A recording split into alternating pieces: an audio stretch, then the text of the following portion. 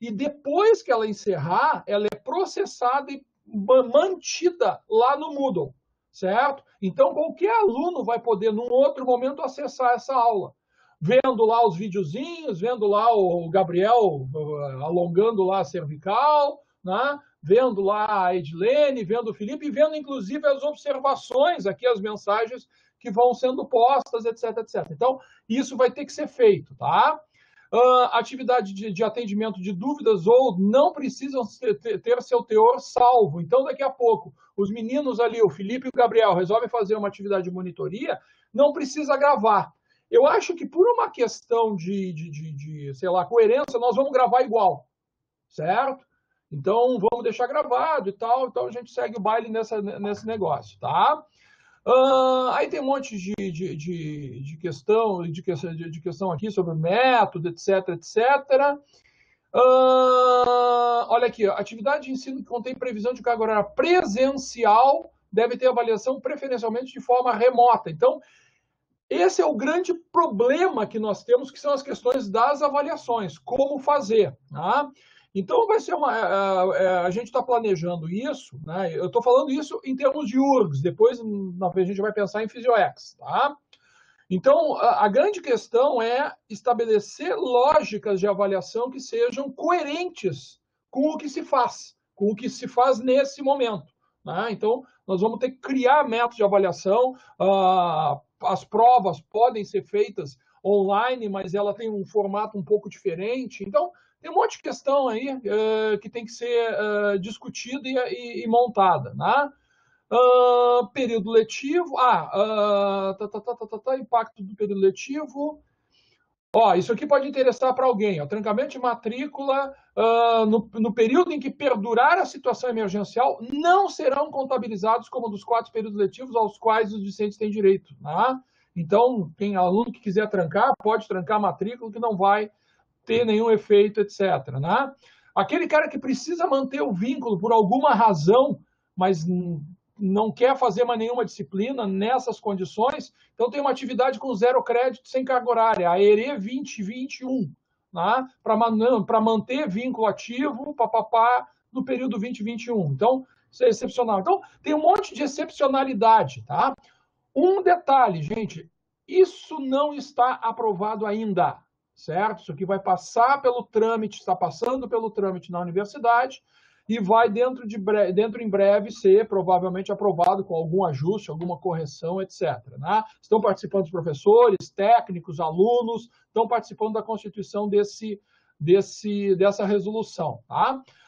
Um detalhe antes que alguém me pergunte, já tem data de início. A data de início é 20 de julho, ou seja, daqui a um mês. Então, em tese, em um mês iniciaria o período ERE, certo? E esse período ele tem 15 semanas, diferente do período normal, que tem 19, certo? Então, o período ERE tem 15 semanas. Então, se vocês contarem 15 semanas partindo de 20 de julho, vocês vão ter lá na última sexta-feira da 15ª semana, desculpe, sábado, porque eu considero sábado, tá? Então, o último sábado da 15ª semana, vocês vão ter o último dia de período letivo, que, se não me engano, cai em novembro, né? Rapidamente, julho, agosto, setembro, outubro, novembro, vai cair em novembro. Então, o primeiro semestre de 2020 termina lá no dia X lá de novembro, que eu não lembro qual é, tá? Aí vai ter um período de férias matrícula e reinicia as aulas provavelmente lá em em dezembro, vai ser janeiro, vai começar no início de janeiro, começa o segundo período letivo, o segundo semestre de 2020. Então, tudo isso aqui, gente, está sendo votado já, vocês já têm uma data com a qual se preocupar, com a qual se... E, bom, o que a gente vai fazer agora, que os meninos estão fazendo, são testes, né? E tem uma coisa interessante, né? Qual é a lógica desse período? É tentar oferecer o melhor ensino possível de todas as formas possíveis. Tá?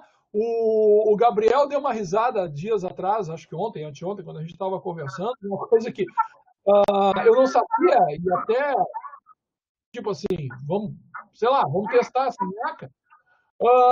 Existe a possibilidade de tu dar aula por WhatsApp. eu fico imaginando uma aula por WhatsApp. O Gabriel está dizendo lá, não, etc, etc. Bom, vamos ver. Então, assim, ó, a ideia é testar, usar de todas as formas possíveis para que o ensino ocorra da melhor forma possível. Eu estou começando a pensar em tudo isso, como é que eu vou montar o plano de ensino da fisiologia do exercício. Vou conversar com os guris, vou conversar com vocês, e a gente está fazendo alguns testes aí. Eu passei umas semanas afastado, né? A gente fez aquela aula teste semanas atrás, e passei umas semanas afastado porque eu estava cheio de trabalho, eu realmente estava, o Gabriel viu, né? Eu estava enlouquecido com um monte de coisa, e agora as coisas estão talvez voltando para um ritmo um pouquinho mais normal. Mas, de qualquer forma, é isso que a gente vai fazer. Pensando na PhysioX, o que eu estou pensando? Né? Eu estou pensando em oferecer, ao longo da semana, nos horários das disciplinas, lembre-se que eu tenho duas turmas, né? Uma turma que funciona terça e quinta, outra que funciona na quarta. Né? Então, oferecer uma atividade síncrona por semana para cada turma e uma série de outras atividades assíncronas que vocês podem fazer em outros horários e tal. Né? Sempre lembrando que a atividade síncrona será gravada, vai acontecer no horário da aula. A turma de 7h30 vai ser às 7h30. A turma de 8h30, quarta-feira, vai ser às 8h30. Então, vamos fazer seguindo o horário da turma, mas gravando para que os alunos possam assistir em outro momento, etc, etc. Tá? Eu vou usar bastante os vídeos, que felizmente eu já tenho prontos, tá? E a gente vai estabelecer outras estratégias de discussão e assim por diante, tá? Então, o que vocês podem fazer já antes de iniciar o período letivo, que, como eu disse, em tese começa no dia 20 de julho, é ir assistindo às aulas e tomando notas, e, sabe, vocês têm tempo nesse momento para fazer esse tipo de coisa. Eu ouvi, li, agora não tenho certeza, uma conversa de um de vocês com o Gabriel e com o Felipe, dizendo o seguinte: eu estou assistindo as aulas e estou entendendo tudo. Na hora de responder o banco de questões não sai nada. Pois é. Isso é algo que vocês vão ter que exercitar e a gente vai ter que criar estratégias para vocês aprender a fazer isso. Tá? Para começar hoje.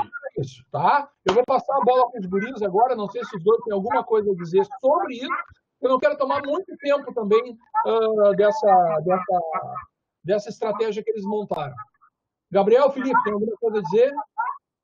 Bom, gente, com relação à sequência do semestre, então, eu e o Felipe, a gente vai estar muito presente com vocês, tanto que essa estratégia de fazer um teste hoje é com essa ideia de nós começarmos já a pensar possibilidades de auxiliar vocês ao máximo.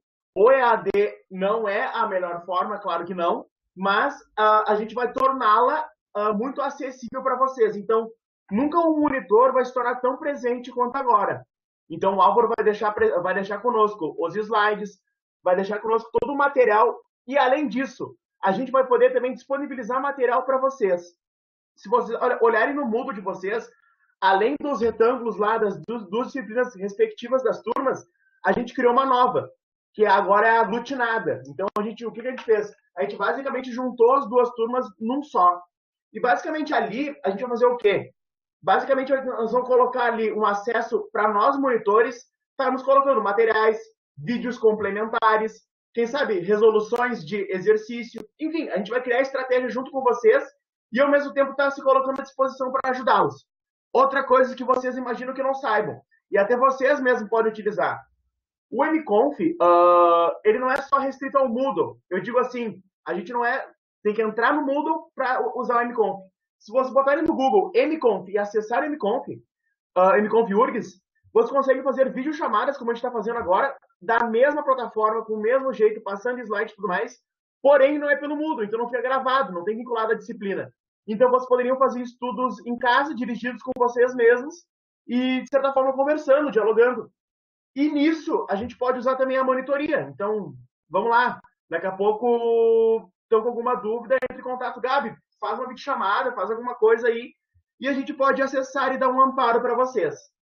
Bom, basicamente era isso. Filipão, tem alguma coisa para complementar? É isso aí? Tá. Vou iniciar então. Beleza? Galera, vocês estão me ouvindo bem? Tá tudo certo aí? A imagem, tudo? Tá, beleza. Então vamos lá.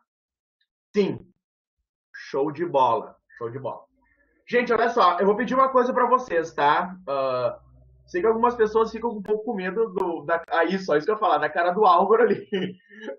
Então, assim, ó, pra gente conseguir fluir e eu conseguir ao mesmo tempo ajudar vocês, eu vou pedir que ativem o áudio de vocês e falem. É possível? Vocês se sentem à vontade em fazer isso? Tá, então, assim, ó, eu vou fazer umas perguntas para vocês, tá? Pra gente se organizar e se situar. Gente, olha só. Qual é o grande problema da fisiologia num todo, tá? Que eu vejo como aluno, já fui, e acompanhando as turmas agora 2 semestres. Vocês muitas vezes vêm na fisiologia e não tem uma base muito boa. Vocês têm um semestre com 6 créditos de fisiologia e não tem a bioquímica. E o primeiro conteúdo que vocês têm é um conteúdo que é totalmente bioquímica, que é a parte bioenergética, que vocês viram muito pincelado na fisiologia humana, que já faz quase 2 anos que muitos de vocês viram, ou até mais, e acabam não tendo uma base. Então, hoje, basicamente, a gente vai nortear uma base para vocês de bioquímica, aliado, claro, às questões aplicadas ao exercício, e da mesma forma, a gente vai pincelar os conteúdos retomandos e vão aplicar para vocês diretamente no que vocês precisam saber para a prova, tá? Digamos assim, a gente vai fazer um resumo do que vocês precisam saber. Obviamente, todo o conteúdo dado, ele é importante, tá? Então, assim, eu preciso que vocês me mandem um áudio agora, vão falando assim, ó, qual é a grande dificuldade de vocês de entendimento? E até então, o que foi visto com creatina fosfato e glicólise, o que foi a grande dificuldade? Se vocês conseguirem me dar esse retorno, eu agradeceria muito. E a partir disso eu vou dando sequência.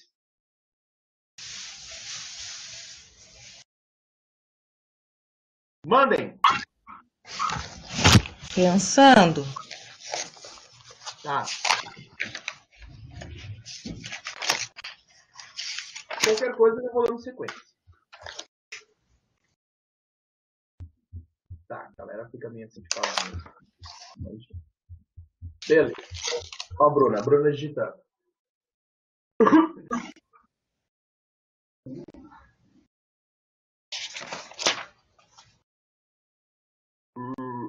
Acho que ela perdeu um tempo assim, acho que eu vou...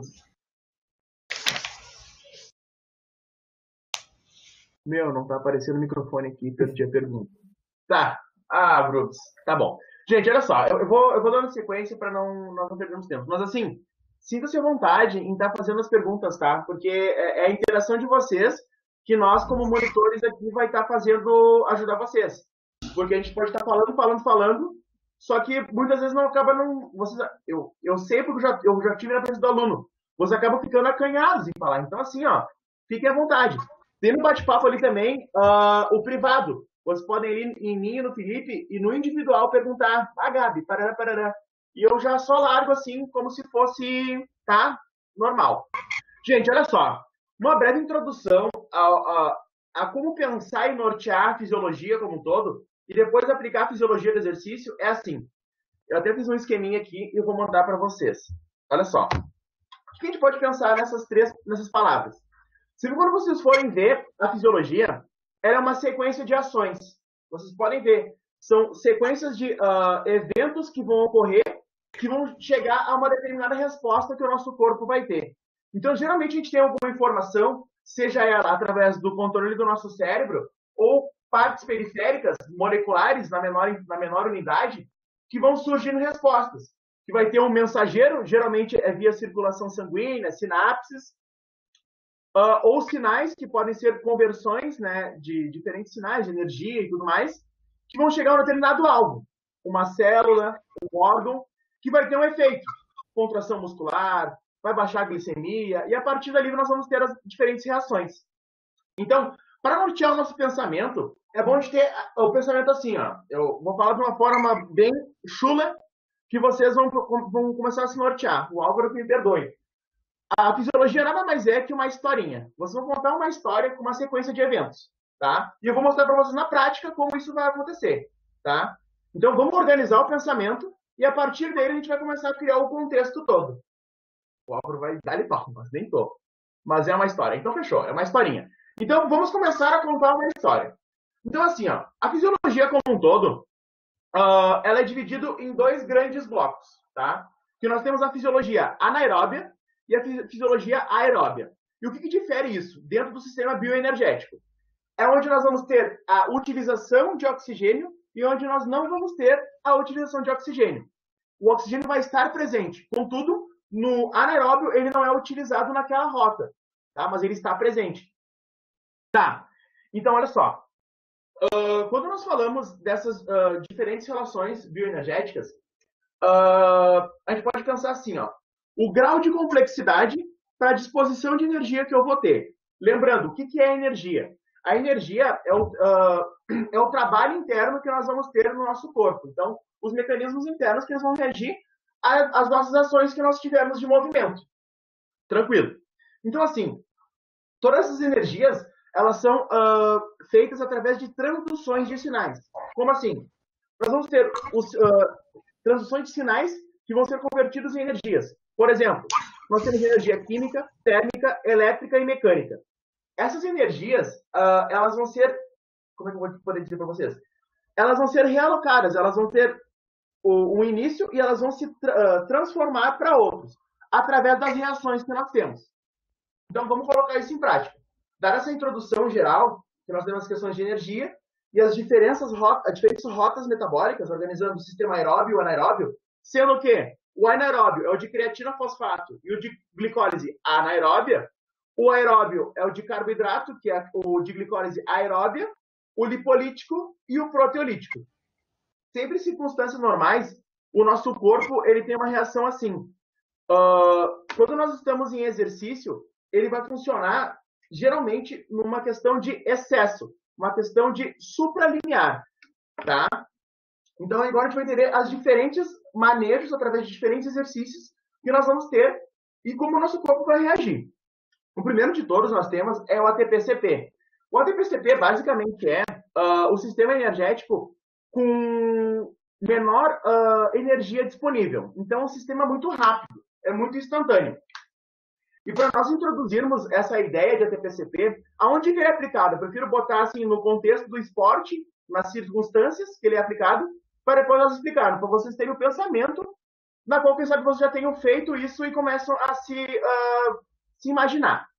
Então, assim, por exemplo, musculação, o treinamento de força, exercícios que nós temos grande sprint, grande utilização de velocidade e parada abrupta, ou seja, exercícios de curta duração e alta intensidade. Quando nós falamos de sistema bioenergético, a gente tem que se nortear por isso. É a questão de tempo e intensidade. Isso está diretamente atrelado com o sistema que vai estar predominante naquela utilização daquele meu determinado exercício. Então, o ATP-CP vai ter uma intensidade muito grande e um tempo muito baixo. Em outras palavras, a intensidade ela é inversamente proporcional ao tempo. Ou seja, quanto mais tempo eu tiver, menos intensidade eu vou ter. Quanto mais intensidade eu tiver, menos tempo eu vou ter. Então, são grandezas inversas, nesse sentido. Tá. Então, entrando para a questão do ATP-CP. O que nós temos para essa relação do ATP-CP? Vamos lá, vou passando agora. Deixa eu só botar para o lado aqui. Tá. Bom, o ATP-CP, nós temos um grande exemplo que nós podemos lembrar, é do atletismo, né? Então, até se vocês virem a videoaula, nós vamos ter o exemplo do Carl Lewis, o Usain Bolt, que são exemplos de uma prova de 100 metros, que nós temos um período de 10 segundos ali, né? Claro, oscilações, por exemplo, o Bolt faz um tempo muito maior, ou um tempo muito menor. Mas, enfim, nós temos que entender o quê? É uma coisa de curta duração. Entendido isso, essas relações, nós temos que entender o quê? Como que isso se dá do ponto de vista molecular e aplicável para a nossa transferência de energia química e passar para energia mecânica. Essa transdução de sinal. Como que isso vai ocorrer num grande sistema integrado como um todo? Então, assim, quando nós olhamos esse gráfico de velocidade pela distância, nós temos exemplo dos corredores, mas nós temos aqui uma coisa bem clara. Eu quero até pegar uma caneta aqui, se consigo pegar ferramentas. Aqui. Se vocês olharem, ele é dividido em 3 partes. Então, assim, ó, deixa eu mostrar uma coisa para vocês. Uma. Aqui. E o que são essas 3 partes? nós temos a primeira fase, que é uma fase de aceleração. Essa fase de aceleração, nós vamos ter uma resposta. Vai ter uma resposta bioenergética, tá? Na fase de platô, nós vamos ter uma outra resposta. E depois nós temos uma fase de desaceleração. Eles vão falar assim, ó, tá, Gabi, tá sendo super superficial e não tá aprofundando nada. Eu quero que vocês comecem a notar que o que eu iniciei a introdução com vocês está começando a ser aplicado. Eu contei 3 capítulos para vocês de uma história. Nós temos aqui o primeiro, que é a aceleração, nós temos depois o platô e depois a desaceleração. E aonde que isso vai ser aplicado? Quando vocês forem botar uma resposta perguntando assim, do ponto de vista bioquímico e fisiológico, como é que numa prova de 100 metros eu vou ter essas respostas? Então vocês vão começar a pensar assim, ó, bom, eu vou ter 3 fases. Eu vou ter a fase de aceleração, platô e desaceleração. Beleza. Isso em todos os sistemas que nós tivermos esse movimento de ATP-CP. Claro, eu estou botando um exemplo agora na prova de 100 metros, tá? Então, a gente acaba direcionando para a prova de 100 metros, mas ela não é restrita a isso. Mas vamos lá. Então, vamos entender um pouco mais do que eu quero dizer. Quando nós olhamos esse gráfico, a gente começa a olhar agora do ponto de vista molecular. Como é que o sistema energético ATP-CP vai se reagir no exercício? Sinceramente, eu prefiro começar com uma sequência de eventos mais simples do que colocar direto nesse gráfico. Eu acho melhor a gente voltar nesse gráfico depois. Como assim? Como é que funciona essa sequência de eventos num todo? Primeiro nós temos o ATP. O ATP é a nossa molécula, é a nossa moeda energética. Então, tudo que está envolvido no nosso corpo através das nossas reações vai ter a ver com essa moeda energética que é o ATP, que é a adenosina trifosfato. Bom, sempre que eu utilizo ele, o que eu vou ter? Eu vou ter essa degradação, eu vou quebrá-lo através de uma reação enzimática e eu vou ter ADP mais PI. Então, eu vou ter uma molécula de adenosina difosfato mais um fosfato. E isso é importante, porque a partir dessa reação eu vou ter o início dessa sequência de evento molecular que eu acabei de iniciar para vocês. Como assim? Esse ADP ele vai ativar uma enzima, a creatina quinase. De linhas gerais, a creatina quinase ela é sensível a ADP. Em outras palavras, quando eu tenho a quebra de ATP, eu liberando esse ADP por mecanismos endógenos, eu vou ativar essa enzima. Então, ela vai ver, opa, estou começando a entrar em exercício, um exercício de alta intensidade, e eu estou sentindo ADP. Então, eu vou ativar. Por quê? Porque eu preciso mandar mais substratos energéticos para me manter nesse exercício. E o que vai acontecer? Essa creatina quinase, ela vai pegar essa creatina fosfato e vai fazer o quê? Ela vai pegar o quê? Ela vai pegar essa creatina fosfato e vai quebrar em 2 coisas. Vai quebrar em creatina e fosfato inorgânico. Então, assim, aquela creatina fosfato que eu tinha guardada, entre aspas, armazenada, eu vou quebrá-la a partir da ativação do exercício, que vai liberar ADP e vai liberar essa creatina quinase que é sensível, que vai quebrar esse creatina fosfato em creatina e fosfato. Pois bem, por que isso é importante? A partir dessa quebra da creatina, fosfato em creatina mais fosfato, eu vou ter o quê? Eu vou ter a reconversão desse meu ADP, que vai se juntar a esse fosfato de novo, através do mecanismo de ressíntese, e formar esse ATP de novo. No caso, me dando substratos para manter eu em exercício. A Bruna está digitando ali. Pois bem, então assim, em termos gerais, é sempre bom a cada sistema metabólico predominante. Meninos, tenho que trabalhar. Beijo. Beijo, Brubs. Então, assim, a cada sistema bioenergético diferente, nós vamos ter diferentes rendimentos. Então, sempre tem uma ênfase para essa questão. Rendimento energético que eu vou ter. Então, a cada um ATP, a cada molécula de creatina fosfato, eu vou conseguir ter substratos para ter um ATP a mais para mim continuar nessa minha rota metabólica, para mim continuar em exercício. Pois bem, então assim, a molécula de creatina, basicamente, a estrutura molecular dela é feita assim. E para nós entendermos, é interessante nós vermos o mecanismo de ação celular. Então, do ponto de vista mais fisiológico. O que é a creatina, basicamente, né? Só em linhas gerais vou dar uma breve introdução. aqui, ó, eu vou até pegar a caneta e vou mostrar para vocês aonde nós temos que nos reter. Se vocês olharem esses compostos aqui, ó, a arginina, a glicina e a ornitina, cadê a ornitina? Aqui, a ornitina. Se vocês olharem, elas são 3 aminoácidos diferentes. Então, 3 aminoácidos, vamos acabar sintetizando e resumindo isso aqui. Através de 3 aminoácidos diferentes, nós vamos ter a formação dessa creatina. Logo, a creatina vai se dar como um tripeptídeo. Tá? Aqui uma outra forma que mostra, através de conversões de diferentes sistemas, né?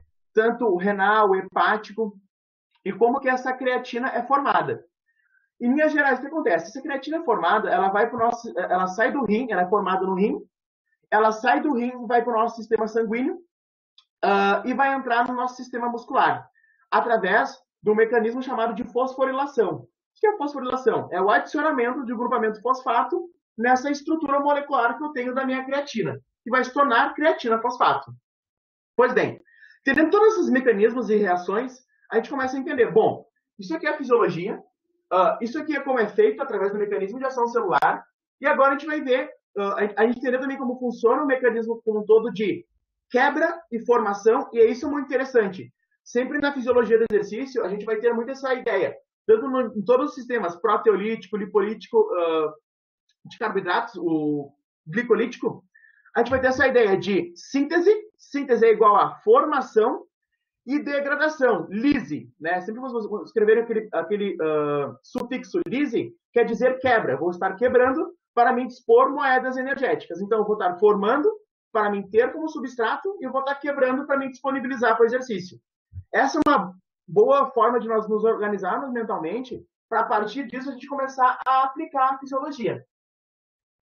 Eu não sei se eu estou correndo, se eu estou sendo muito rápido. Galera, vocês estão entendendo até então o pensamento? Digite ali sim, não. Vê se vocês estão acompanhando. O Felipe não. Sim. Sim. Tá, então tá bom. Se vocês estão se fazendo entender, tá ótimo. Beleza. Bom, a partir disso, o que acontece? A ressíntese... Bom, isso aqui a gente vai ver depois. Deixa eu ver só uma coisa. Tá, então deixa eu voltar. Bom, entendendo isso, agora eu vou voltar lá para aquele gráfico que eu tinha falado para vocês, que é como que isso funciona no exercício. Por isso eu quis dar toda essa introdução para vocês de como funciona o mecanismo de quebra e de reconversão e da onde surge a creatina. E a partir de agora a gente vai entender o que é a fisiologia no exercício. O que a gente viu até então é o mecanismo fisiológico. Agora a gente vai entender isso no exercício. Bom, a gente pode diferir isso em 2 gráficos. Quais são os 2 gráficos? E esses são os gráficos que geralmente caem em prova, né? Que é aqui, ó. Essa ideia de aceleração, platô e desaceleração para o ponto de vista molecular. Então, vamos fazer essa ideia de organização. Eu vou fazer aqui 3 partes para vocês, ó. Se vocês analisarem, as respostas moleculares são as mesmas mecânicas. Na verdade, o molecular vai interferir no mecânico. A energia química vai interferir na energia mecânica. Então, aqui nós temos a parte da aceleração. Aqui eu vou ter a parte do platô. E aqui eu vou ter a parte da desaceleração. Olha como nós nos organizamos. Então, assim, comecei o exercício, tá? Obviamente, eu comecei o exercício, eu vou quebrar a minha molécula de ATP. Eu quebrando minha molécula de ATP, então, vamos lá. A molécula de ADP vai aumentar, por consequência, porque eu estou fornecendo mais ADP agora, porque eu estou quebrando essa minha molécula de ADP. Então, a minha molécula de ADP vai aumentar. Logo, eu vou ter uma leve queda na minha molécula de ADP. Então, assim, ó, eu vou fazer uns rabiscos ali no gráfico, tá bom? Olha só. Eu tendo essa quebra na minha molécula de ADP, esse ADP aqui, o que ele vai fazer?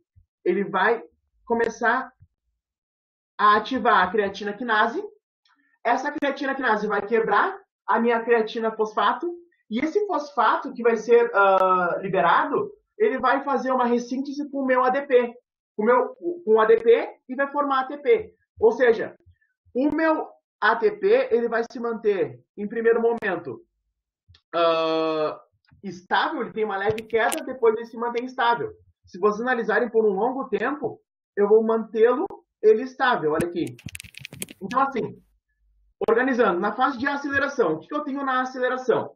Eu tenho a quebra do ATP, então eu vou ter um aumento de ADP. Por consequência, esse ADP ele vai ativar a molécula de creatina quinase, que vai quebrar a creatina fosfato e vai me dar substrato energético para a molécula de ressíntese de ADP. Por isso que vai manter um platô. Então, assim, o porquê que é o platô? Vamos por partes. Então, a aceleração é isso. Outro detalhe muito importante. A molécula de creatina fosfato, ela cai o tempo todo durante o exercício. Se vocês analisarem, a molécula de creatina fosfato, ela vai quebrar o tempo todo durante o exercício. Pois bem, então assim, nessa fase de aceleração, eu vou ter, voltando, quebra do ATP, aumento de ADP, uma leve quebra desse ATP, depois se mantendo estável, e a creatina fosfato dando substrato para mim ressintetizar esse ATP, caindo desde o início. Pois bem, a aceleração foi dada. Dado o tempo de prova, nós chegamos a alguma coisa chamada platô. O que é isso, o platô? O platô é quando o atleta vai chegar, por exemplo, no caso dos 100 metros, vamos voltar aqui então para nós vermos na parte mecânica. Na parte dos 100 metros, quando nós atingirmos esse platô, a gente está chegando num momento de velocidade máxima. Então, a gente está atingindo um pico de velocidade até chegar nessa velocidade máxima. Então, esse platô, do ponto de vista molecular, o que acontece? Eu vou estar quebrando ATP, ATP, ATP, ATP, eu vou estar ativando creatina quinase, e eu vou dar o tempo todo quebrando creatina fosfato, creatina fosfato, creatina fosfato, e dando substrato para esse ATP estar dando energia para me manter em atividade. Sendo assim, eu vou me manter num platô. O que vai ser o determinante agora para mim não ter mais essas condições de me manter em exercício? Vai ser as minhas reservas de creatina fosfato. Porque se vocês analisarem, vai chegar um devido tempo que elas vão se esgotar. E eu não vou ter mais substrato energético para me manter em exercício. Então, eu vou chegar no momento que eu vou atingir uma velocidade máxima. Eu vou estar o tempo todo fazendo essa sequência de eventos que vocês já sabem agora. Que eu vou estar quebrando ATP, o ADP sendo aumentado, liberando, ativando creatina quinase, que vai estar quebrando creatina fosfato em creatina mais fosfato e dando essa ressíntese de ATP.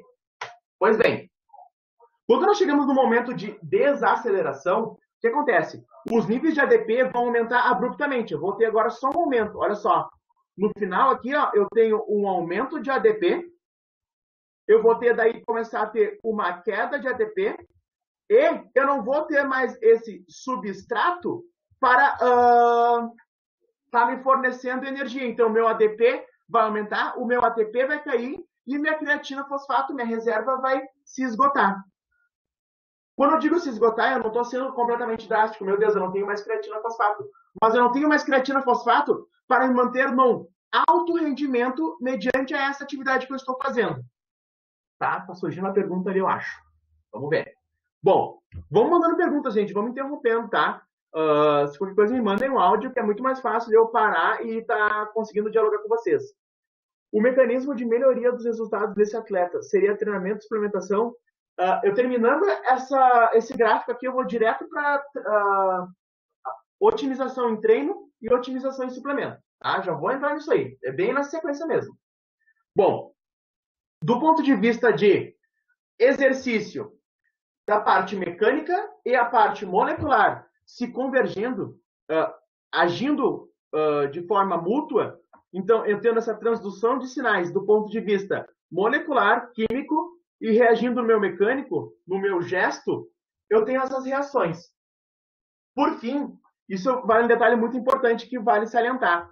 Isso acaba mostrando que eu nunca vou, do ponto de vista molecular, ter o que muitos falam, né, que é os grandes, como diz o Álvaro, né, os grandes fisiologistas, né, o Galvão Bueno, o Arnaldo César Coelho, esses caras todos, que é o sprint final. Eu nunca vou ter o sprint final.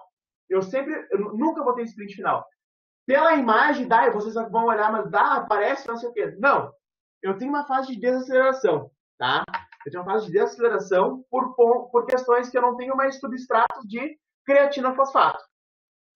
Pois bem, do ponto de vista molecular, as sequências de eventos e como nós podemos organizar essas séries de historinhas são esses, do ponto de vista mecânico e químico.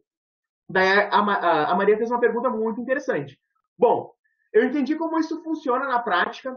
Pois bem, agora eu profissional, do ponto de vista, eu profissional de educação física e eu nutricionista. Tem algum nutricionista aqui? Porque eu já consigo fazer essas correlações. Mas agora a gente vai fazer duas intervenções do ponto de vista suplementar e de treinamento, que nós vamos ter diferentes adaptações. Bom, eu vou primeiro falar da questão do ponto de vista de adaptação com o treino, tá? Então, assim, deixa eu só dar uma... Eu fiz aqui... Aqui. Do ponto de vista do treino, o que eu vou ter? Um treinamento, assim, para essa intervenção do ponto de vista da aceleração, seria o quê? Seria eu trabalhar a técnica da marcha.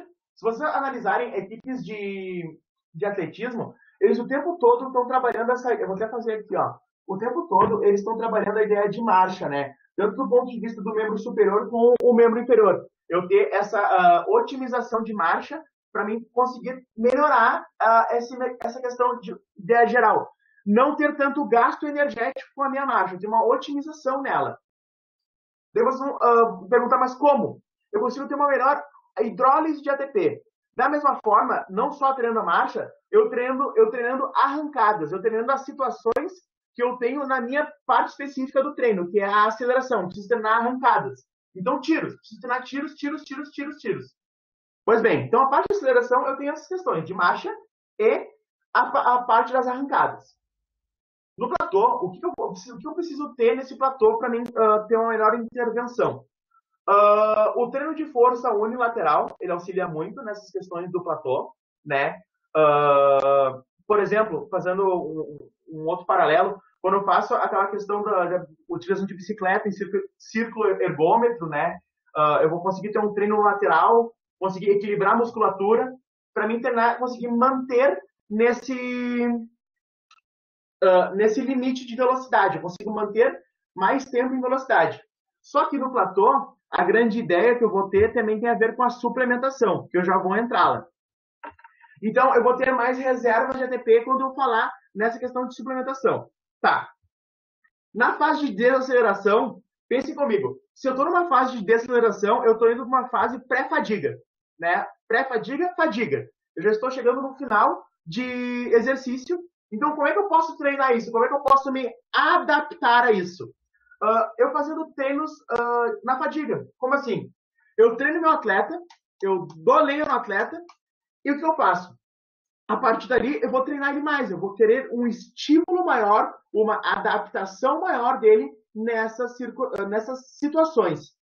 Daí você me perguntar, bom, o que eu vou ter de adaptação? Eu vou ter uma maior reserva, uma maior biossíntese dessa creatina fosfato, do ponto de vista de adaptação. Então, assim, essas diferentes intervenções do ponto de vista do treinamento, eu consigo ter uma otimização e melhor adaptação para o treino. Só que é um detalhe, eu não gosto de ficar assim, fechado, porque vocês veem na disciplina, está digitando. Tem alguma pergunta? Gente, vamos parando, tá? Eu vou falando as coisas assim e vamos parando qualquer coisa. Bom, do ponto de vista, eu não gosto de você sair na disciplina aqui, vocês veem, acabam vendo um grande exemplo, que é dos 100 metros. Só que vocês têm que entender que o ATP-CP, ele é um substrato que ele é utilizado não só no atletismo. Eu tenho presente no futebol, eu tenho presente... Você tem que pensar assim, ó, em linhas gerais. Com o tempo que eu vou ter ali, sei lá, 10 segundos, 12 segundos, em alta intensidade, em alta demanda, tiro, alta intensidade, alta frequência cardíaca, eu vou ter esse sistema predominantemente. Por isso que eu estou batendo na tecla para vocês entenderem. Vitor está digitando. Tá. Tendo essa questão de o mecanismo de melhoria dos resultados desse atleta seria treinamento, esse não é. Eu vejo as perguntas ali, eu penso que eles estão falando. Tá bom. Agora vamos para o ponto de vista suplementar. Deixa eu ver se eu consigo passar aqui. Gente, até então, tá fazendo sentido o que eu tô falando? Vocês estão conseguindo entender? Digitem, por favor. Filipão, tá indo? Tá indo, Gabi, tá ótimo. Depois, quando terminar a explicação aí, também vou querer falar uma coisinha que eu pensei aqui agora, beleza? Fala agora. Aproveita ali a pausa e já vai Não, já vai entrar nessa questão de tua orientação, então eu vou deixar tu falar primeiro, depois a gente entra junto daí. Então tá, show de bola. Beleza. Antes de eu falar da suplementação, eu quero falar disso aqui, ó. Ressíntese de creatina fosfato pós-exercício. Como é que a ressíntese funciona? Um estudo de Huttman, em 1990, eles fizeram o quê? Eles fizeram dois tipos de análises nessa questão de como que vai se ressintetizar essa creatina fosfato. Num, eles deixaram o indivíduo, o atleta, com o sangue livre, o sangue intacto, não fizeram nada. No outro, eles fizeram uma oclusão do ponto de vista da circulação. Geralmente eles utilizam manguito para ocluir esse sangue. E o que aconteceu? O que eles viram? Do ponto de vista o que não teve oclusão, em tempos de 3, 5 minutos, eu já tive uma ressíntese dessa creatina de 80% a 90%. Contudo, quando eu tive essa oclusão do meu fluxo sanguíneo, não entendi muito bem o treinamento da fase de desaceleração. Já volto. Quando eu tive essa oclusão, eu consegui ver que eu não tive essa ressíntese muito efetiva. O que isso, em linhas gerais, quer dizer? A ressíntese de creatina fosfato é predominantemente oxidativa. É uma via oxidativa, é uma via aeróbia. Em outras palavras, eu preciso da presença de oxigênio para manter essa ressíntese de creatina fosfato. Então, basicamente, a ressíntese pós-exercício, ela é via aeróbia, via sistema oxidativo. Tá. Excelente pergunta, já vamos discutir. Tá, então vamos entrar na suplementação. Acho que antes de entrar na suplementação, vamos entrar nessa questão das perguntas deles. Deixa eu ler aqui. Não entendi muito bem o treinamento de fase de desaceleração. Tá, eu consigo te explicar isso bem tranquilo. Vamos voltar ali no gráfico. Cadê o gráfico dos guris? Aqui. Quando eu estou na fase de desaceleração, eu fiz uma rabiscaiada. Quando eu estou numa fase de desaceleração, eu preciso treinar a pessoa em fadiga. Eu preciso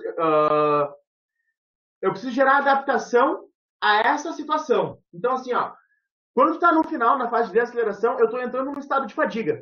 Para mim ter uma melhora nisso, eu preciso treinar a pessoa nessa situação que ela vai estar quando ela estiver nessa situação na prática dela, no alto rendimento. Então, eu preciso treinar a pessoa em situações de fadiga. Então, como é que eu faço? Eu dou-lhe lenha nela, eu treino nela até chegar no estado de fadiga, e a partir dali, eu começo a explorar essas questões. Eu começo a testar, aumentar o limiar dela para conseguir aguentar mais essa situação de fadiga. Então, assim, basicamente a fase de desaceleração, eu vou desacelerar. Contudo, eu posso, através de estratégias de treinamento, que é em situações de fadiga, eu já estar exausto, já estar cansado, eu já ter treinado, eu começar a forçar um pouco mais para ter essas adaptações. Eu consegui me fazer entender? Ou o que tu não entendeu, basicamente, nessa fase de desaceleração, Maria?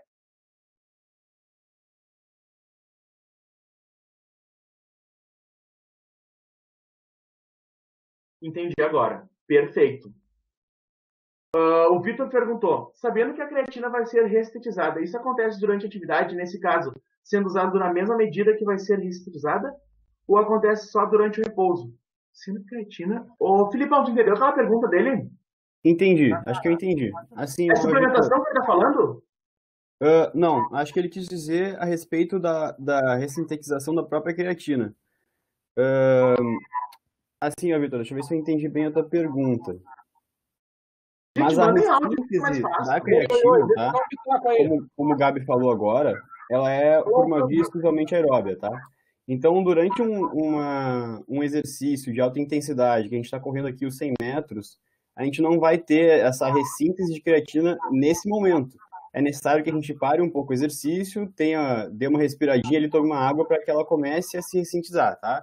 Isso acontece cerca de 5 minutos, mais ou menos, a gente vai ter a gente vai conseguir retomar a creatina em cerca de 80%, 90%, se não me engano. Tá? Eu acho que é isso que ele perguntou.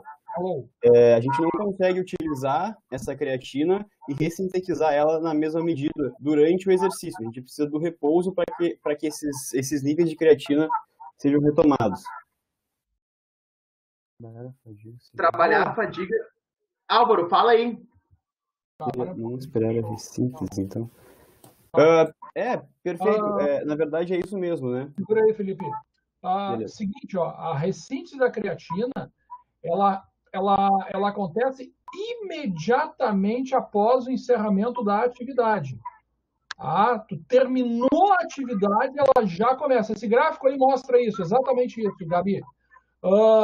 Assim, ó, durante o exercício, assim, ó, em tese, Vitor, tu até pode ter algum grau de ressíntese, mas só em tese, porque é irrelevante. Na realidade, a constante da reação, ela está toda para o lado da catálise, está toda quebrando creatina fosfato muito mais do que reconstituindo. Então, em tese, tu pode ter alguma coisa ali, mas é absolutamente irrelevante. Aonde tu vai ter realmente reconstituição é após o exercício. Por quê? Porque aí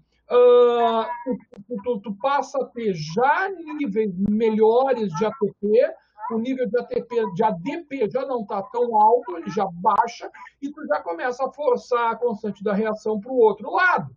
Então, isso é imediato, certo? Só que veja, pelo estudo do Hultman ali, que essa ressíntese ela ocorre por via aeróbia. Tu precisa de metabolismo oxidativo para ocorrer. Você tem a verdade que se tu oclui, né, que é a linha azul ali do gráfico, se tu oclui o fluxo sanguíneo, obrigando artificialmente o sistema a fazer atividade anaeróbia, a ressíntese de creatina fosfato vai para a banha. Certo? Então, essa é a jogada. E aí, quando tu aplica isso, por exemplo, em métodos de treinamento intervalado, o que tu tem? Vamos imaginar aí uma sequência aí de... vou treinar o cara lá na pista, já que a gente está falando ali de corrida, tu pode aplicar isso em qualquer outra coisa, lá na box de crossfit, né? Tu pode aplicar isso na piscina, tu pode aplicar isso na aula de bike, na aula de ginástica, em qualquer lugar, né? Mas vamos pensar no atletismo, que um pouquinho mais fácil a gente visualizar. Eu vou fazer com o meu atleta 10 tiros de 50 metros. Tá? 10 tiros de 50 metros a 100%. Qual é o intervalo que tu vai dar entre cada tiro? Né? O cara vai lá para a linha de partida, pau, tiro, 50 metros, só 50, não é 100, 50. Bom, ele retorna para a linha de partida, outro tiro, 10 tiros de 50. Isso é um modelo de treinamento que é utilizado com modificações em N modalidades, né? Desde atletismo, passando pelo futebol, natação, academias e por aí afora. Né? Se tu tem um intervalo, por exemplo, de... quanto é que tu vai demorar para fazer esses 50 metros? 5 segundos? 6 segundos? Se tu tem um intervalo de 1 minuto entre cada tiro, tu acredita que tu vai ter uma reconstituição completa da creatina fosfato? Sim ou não? Não?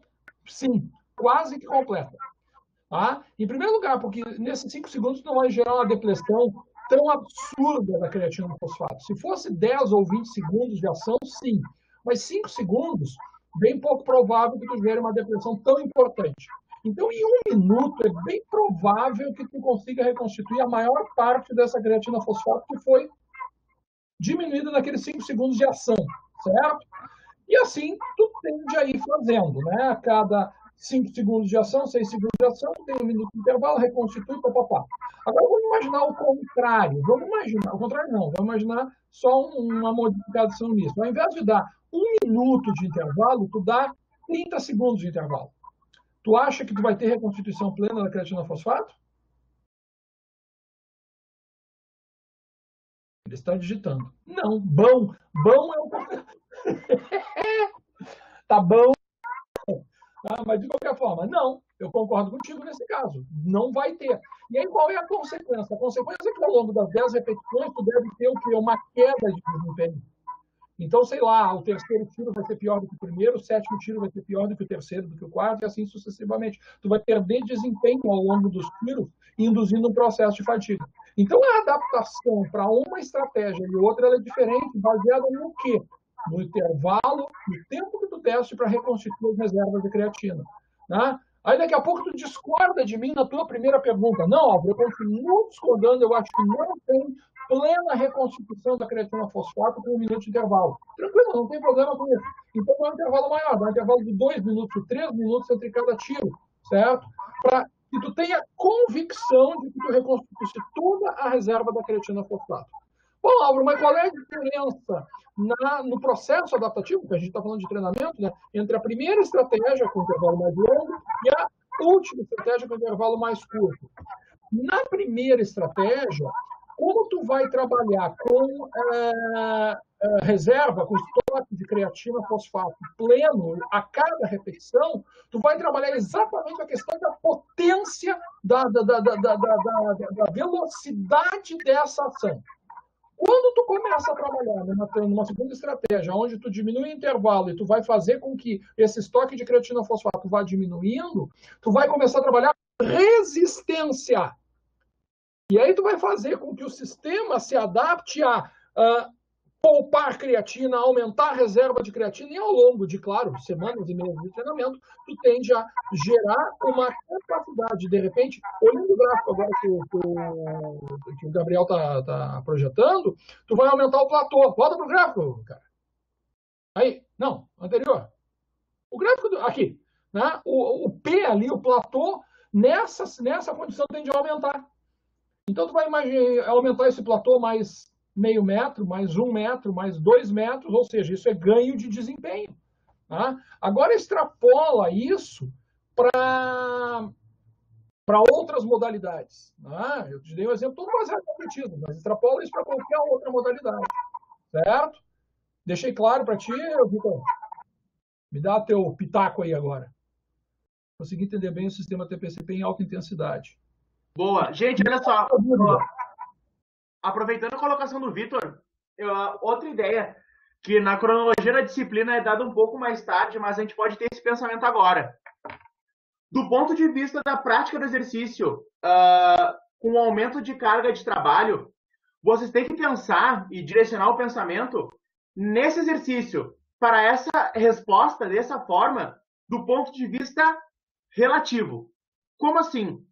A pessoa que está fazendo esse exercício, ela está fazendo a 100%. Eu estou fazendo isso com máxima intensidade, com o máximo que eu poderia ter de respostas, tá? Porque uma coisa é assim, ó. Uma coisa é eu e o Felipe bater uma corrida ali na ISEF, né? E eu dar um trote, eu fingir que está dando um pique. Não vai ter essa resposta. Essa resposta é dada do ponto de vista de eu estar correndo a full, as ganha. Bem assim, a forma chula de falar. Eu estou correndo, eu estou dando o máximo que eu poderia dar naquele momento. Então, assim, sempre que vocês virem esses gráficos do ponto de vista de respostas bioenergéticas, vocês têm que pensar que esses gráficos vão estar diretamente atrelados com as pessoas fazendo, com os indivíduos fazendo a 100% naquele determinado sistema bioenergético predominante. Isso vale para a grande fisiologia. Vocês vão ter isso mais tarde, do ponto de vista relativo, absoluto. Né? Mas é bom você pensar que isso está sendo feito a 100%, que a mensagem fique: eu estou fazendo essa prática de exercício a 100% de intensidade. Tá? Bom, agora vamos para a questão suplementar. Agora a gente vai ficar assim, ó, mais uma meia hora falando, porque vocês fazem pergunta pra caramba nesse sentido. A experiência, né, Álvaro? Fazem pergunta pra caramba da suplementação. Gente, suplementação, antes de falar da creatina, eu quero falar uma coisa geral para você de suplementação. Eu já fiz a disciplina de nutrição e exercício, e uma coisa que você acaba vendo na literatura e com outras questões suplementares, você tem muitas questões que são falácias e muitas questões que são fortemente comprovadas. Então, até vocês que estão se guiando, assim como futuros profissionais e orientadores disso, assim, ó, os grandes suplementos que tem, que tem respostas da literatura que são eficazes para o nosso organismo são o whey, vamos pensar no whey, e vamos pensar na creatina. Só que nós temos situações específicas para isso, tá? Eu vou falar de suplementação agora. Eu lembro que a primeira vez que eu vi isso na disciplina, eu vi isso aqui, a estratégia que é dada aqui, por exemplo, vou fazer comigo, vou ficar fortinho e vou treinar. Não, não é isso. vocês acabam pensando assim, eu sei, eu já tive no lugar de vocês. Por que vocês acabam pensando assim? Porque isso é uma estratégia muito legal, né? Só que isso você tem que pensar que é pro alto rendimento. Voltando, eu estou falando isso em intensidade, eu estou falando isso em máximo desempenho, eu estou falando isso de atletas. Então, assim, ó, pro fortinho da academia, a gente tem uma outra situação. A nossa preocupação aqui agora é com os atletas, é com o alto rendimento. Então, assim, de acordo com o American College, o que eles falam? American College, em linhas gerais, são o grande norte, que dão muitas vezes guidelines com grandes pesquisas que dão orientações para seguir determinadas coisas. No caso agora, a gente está falando da orientação de suplementação de creatina no alto rendimento, tá? Só para vocês se situarem. Então, assim, o que nós temos? Nós temos de início altas dosagens. Então, assim, eu utilizar 20 a 30 gramas diária durante 5, 7 dias de concentrações de creatina. Só que aí que vai um detalhe. Já nessa primeira, eu vou dar um detalhe que acabarei entrando aí. Quando nós falamos em suplementação, é muito mais otimizado do ponto de vista celular nós fracionarmos isso ao máximo. Seja isso com whey, seja isso com creatina, seja isso com tudo que nós formos suplementar e tiver efetividade da literatura. Então, assim, quanto mais fracionar, melhor. Devo me perguntar, Gabi, o que é fracionar? Fracionar é eu reduzir as quantidades totais daquele dia ao longo do dia. Então, por exemplo, eu tenho 30 gramas, então eu vou ter, vamos utilizar lá o início do dia 5, 3 horas depois 5, 4 horas depois 5, 5. Eu fracionar isso ao máximo. Eles vão perguntar, tá, mas o ideal é pós, e as perguntas que surgem, o ideal de utilização é pós-exercício ou é pré-exercício? Então, assim, o fracionar é independente do pré ou pós, porque eu estou fracionando, eu estou dando mais, como é que eu vou dizer, em outras palavras, eu vou estar dando mais disponibilidade desse substrato para o meu organismo. Então, às vezes surge aquela dúvida, o ideal é suplementar depois, o ideal é suplementar antes. É fracionar ao máximo ao longo das 24 horas dia, com essa quantidade máxima, vale salientar. Outro detalhe, o incremento de creatina é acompanhado de incremento de peso. O que isso quer dizer? Por exemplo, de 1,7 quilos, né?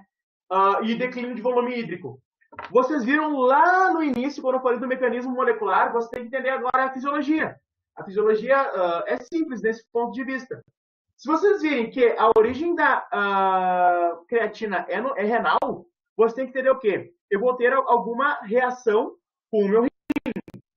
Então, eu vou ter uma retenção hídrica, logo, eu vou ter um maior volume, eu vou ter um maior volume muscular, só que esse é um detalhe muito importante. Eu não vou ter maior massa muscular, eu vou ter um maior volume, porque a retenção que eu tenho é hídrica, não é massa magra. Esse é um detalhe importante. E o que isso, em linhas gerais, vai dar para a minha consequência de exercício? Eu vou ter mais biodisponibilidade de energia. Basicamente é isso. Se eu fazia, voltando até no gráfico, essa questão de suplementação, ela vai estar diretamente atrelada aqui, ó. Travou essa coisa. Aqui, voltou. Passei muito rápido. Aqui, ó. Aqui, ó. Nessa parte aqui, ó. Vocês estão vendo o platô ali? A suplementação, ela vai atuar do ponto de vista do alto rendimento no platô. Por quê? Porque eu vou ter mais substrato energético para me manter em maior velocidade, me manter em maior aceleração, em maior velocidade máxima. Então, aquela linha do platô, vocês podem destacar, bom, aqui a suplementação vai ter efetividade no alto desempenho. Vamos voltar aqui, tem mais alguns detalhes de suplementação que eu vou levar para vocês. Olha só. Deixa eu voltar aqui. Aqui. Outro detalhe que eu separei para vocês é o quê? Bom, beleza. Eu fiz essa ideia de altas dosagens e tudo mais. Contudo, tem um detalhe. A gente precisa limpar o sistema. Sempre o nosso sistema, essas entradas de creatina, nós temos sempre, vou botar em palavras, nós temos canais específicos para essa entrada de creatina. De certa forma, a gente acaba se adaptando. Então, a gente precisa lavar esse sistema, esperar ele voltar a, digamos, não se adaptar mais. Então, a gente dá um timing dessa suplementação. Contudo, voltando àquela estratégia, a gente tem uma ideia inicial de 20 a 30 gramas por 5 dias e depois a gente vai baixando essa dosagem. Como assim, Gabi? Mais ou menos me dá um parecer. Depois de 7 dias, as células fazem o que eu acabei de falar, que se chama down regulation. Ou seja, os transportadores eles param de transportar a creatina fosfato para a membrana celular. Então, o que a gente faz? Mais 20 dias com dosagem menor para a manutenção. Ou seja, em vez de 20 a 30, a gente vai fazer 5 gramas dia por mais 20 dias. Um detalhe epidemiológico e, ao mesmo tempo, que a gente vale se salientar. Pega as pessoas que não têm noção de creatina e falam assim, ó, vou me suplementar e não dá nada. Vamos pegar um exemplo assim e extrapolar ele. Com a utilização diária de 50 gramas de creatina, vamos botar um exemplo assim de 6 meses, usando 50 gramas todos os dias. Olha a alta dosagem e olha toda a sobrecarga renal que eu vou ter, certo? Vocês vendo isso, olha só. Estudos mostraram que nós temos uma secreção de D8-guanosina. Meu Deus, Gabi, o que está querendo dizer? Isso é um marcador de lesão renal. E não só isso. É um marcador de lesão e mostra uma alteração do ponto de vista do nosso DNA. Isso ainda não é comprovado molecularmente qual é a rota que vai causar isso. Mas nós temos alterações no nosso DNA e nós temos, certamente, problemas renais. Então, assim, a longo prazo, cronicamente, altas doses de suplementação diária, nós vamos ter problemas. Então, vale vocês, futuros profissionais, sejam nutricionistas ou educador físico, dar essa orientação para o aluno de vocês também. Bom, a última questão é essa questão da suplementação e algum acompanhamento. E eu vou fazer, se vocês quiserem fazer uma observação, eu vou destacar uma coisa para vocês aqui com outros estudos. Olha só, galera, que legal. Toda suplementação acompanhada de carboidrato, eu tenho uma otimização da utilização daqueles suplementos que eu vou querer. Por exemplo, vocês já viram? 8-hidroxiguanosina. Isso. Então, assim, ó, tanto a suplementação de whey, já ouviram falar daquele whey concentrado? Pois é, o whey concentrado ele tem doses de carboidrato também. Eu estou fazendo esse paralelo por quê? Porque se não tem a suplementação junto com carboidrato, esse carboidrato ele vai ser utilizado para a rota metabólica de disposição energética e aquela whey ou aquela creatina vai ser utilizado para o ponto de vista que eu quero para a minha otimização. Por exemplo, a creatina para retenção, para toda aquela questão de melhora do desempenho. O whey para melhor síntese proteica. Então, quando eu tenho aquele substrato a mais do carboidrato junto, o carboidrato vai para a via metabólica de utilização de energia e o acompanhamento vai para aquela minha ideia de otimização que eu estou me suplementando. Por fim, deixa eu voltar aqui. Deixa eu só vir aqui. Tá. Esse gráfico mostra, para terminar, que o quê? Obviamente, eu utilizando creatina, eu vou ter uma maior retenção líquida. Então, foi dividido 2 grupos nesse estudo, né? O placebo e o que utilizou creatina. E vocês olharem a questão urinária aqui, ó, do volume urinário, eu tive uma retenção hídrica. Galera, do ponto de vista de ATP-CP, era isso. Essas grandes considerações, essas grandes correlações do ponto de vista de adaptação, otimização de treinamento, suplementação. Vocês têm alguma pergunta? O que vocês têm a falar? Agora abro as questões para vocês. Parece simpósio, né? Agora abre para o público. Vocês entenderam? É isso que a minha grande ideia era você sair hoje assim, ó. Eu sei isso aqui de cor e salteado, eu não aguento mais olhar para a cara do Gabi e ver a voz dele. Se foi isso, beleza. O Álvaro vai...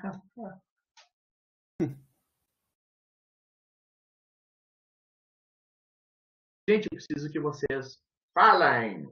Não aguento mais. Eu não aguento mais, mas é por isso.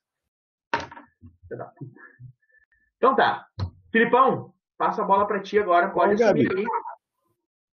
Eu acho que como a gente já está quase estourando o horário, não vai dar tempo de iniciar aqui a glicólise como a gente tinha ideia. Mas então dá para, de repente... Eu tenho uma perguntada aqui. Oi? Tem.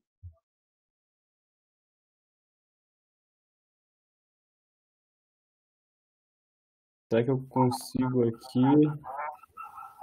Vê se tu consegue passar. Ou fui eu que carreguei, daí eu que passo. Tornar-se apresentador. Aí, já foi. Fechou, então. Vai, contigo a bronca. Consegui. Tá, a sala vai se encerrar às 11 horas. Só a gente vai botar para se encerrar às 11? Ou é mais tarde? Só para eu ter noção aqui. A sala aqui vai fechar às 11 horas, Gabi?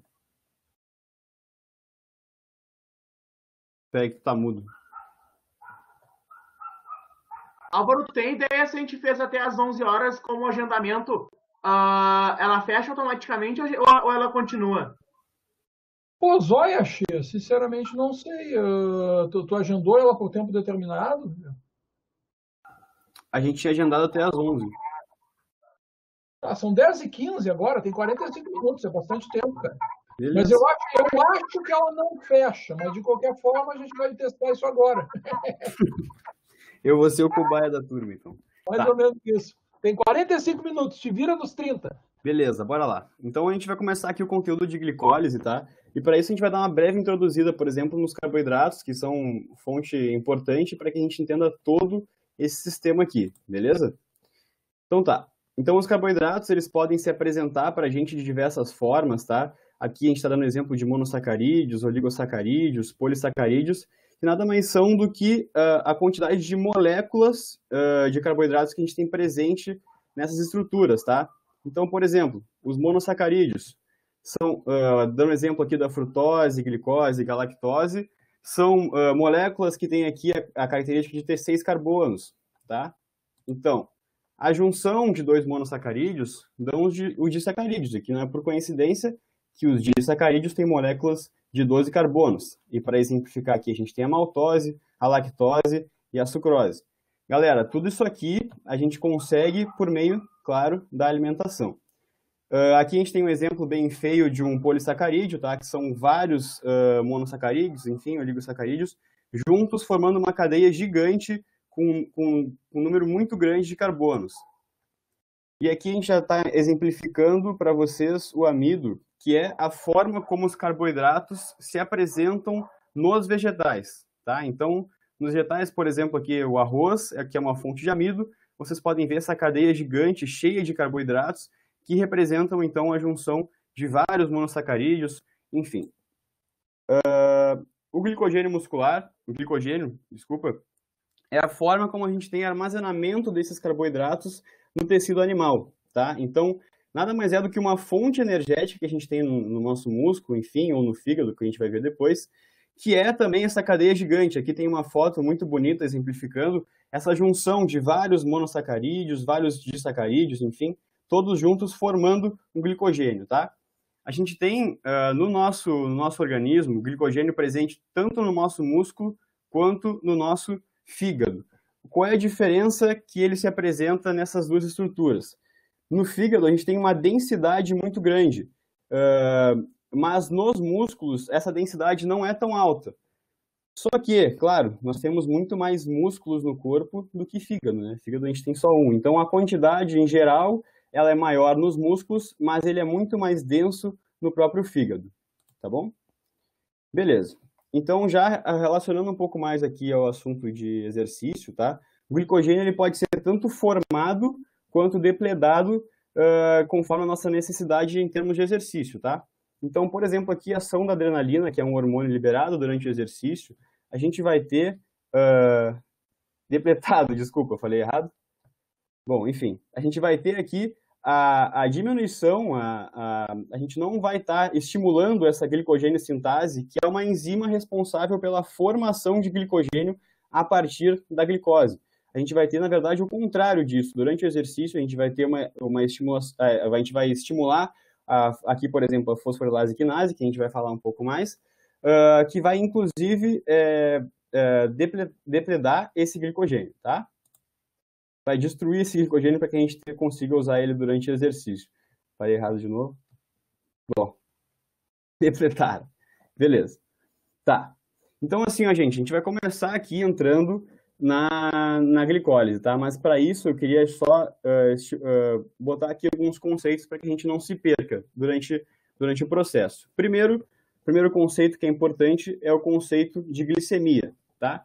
A glicemia nada mais é do que o nível de glicose, a quantidade de glicose que a gente tem circulante no sangue, tá? Então, a glicemia ela vai se alterar muito facilmente a partir de tudo aquilo que a gente comeu. Então, por exemplo, quando a gente vai fazer um exame de sangue, a gente precisa estar em estado de jejum para medir o nível de glicemia de repouso, digamos assim, de jejum. Por quê? Porque se eu comer um brigadeiro, se eu comer um bolo, cara, a glicemia vai aumentar muito rapidamente, tá? O nível de glicose circulante ela vai aumentar muito rapidamente. E, bom, qual a relação dessa glicemia com tudo isso que a gente está vendo? A glicemia alta, ela vai ser o estímulo necessário para que o nosso pâncreas passe a excretar e produzir a insulina, o hormônio insulina.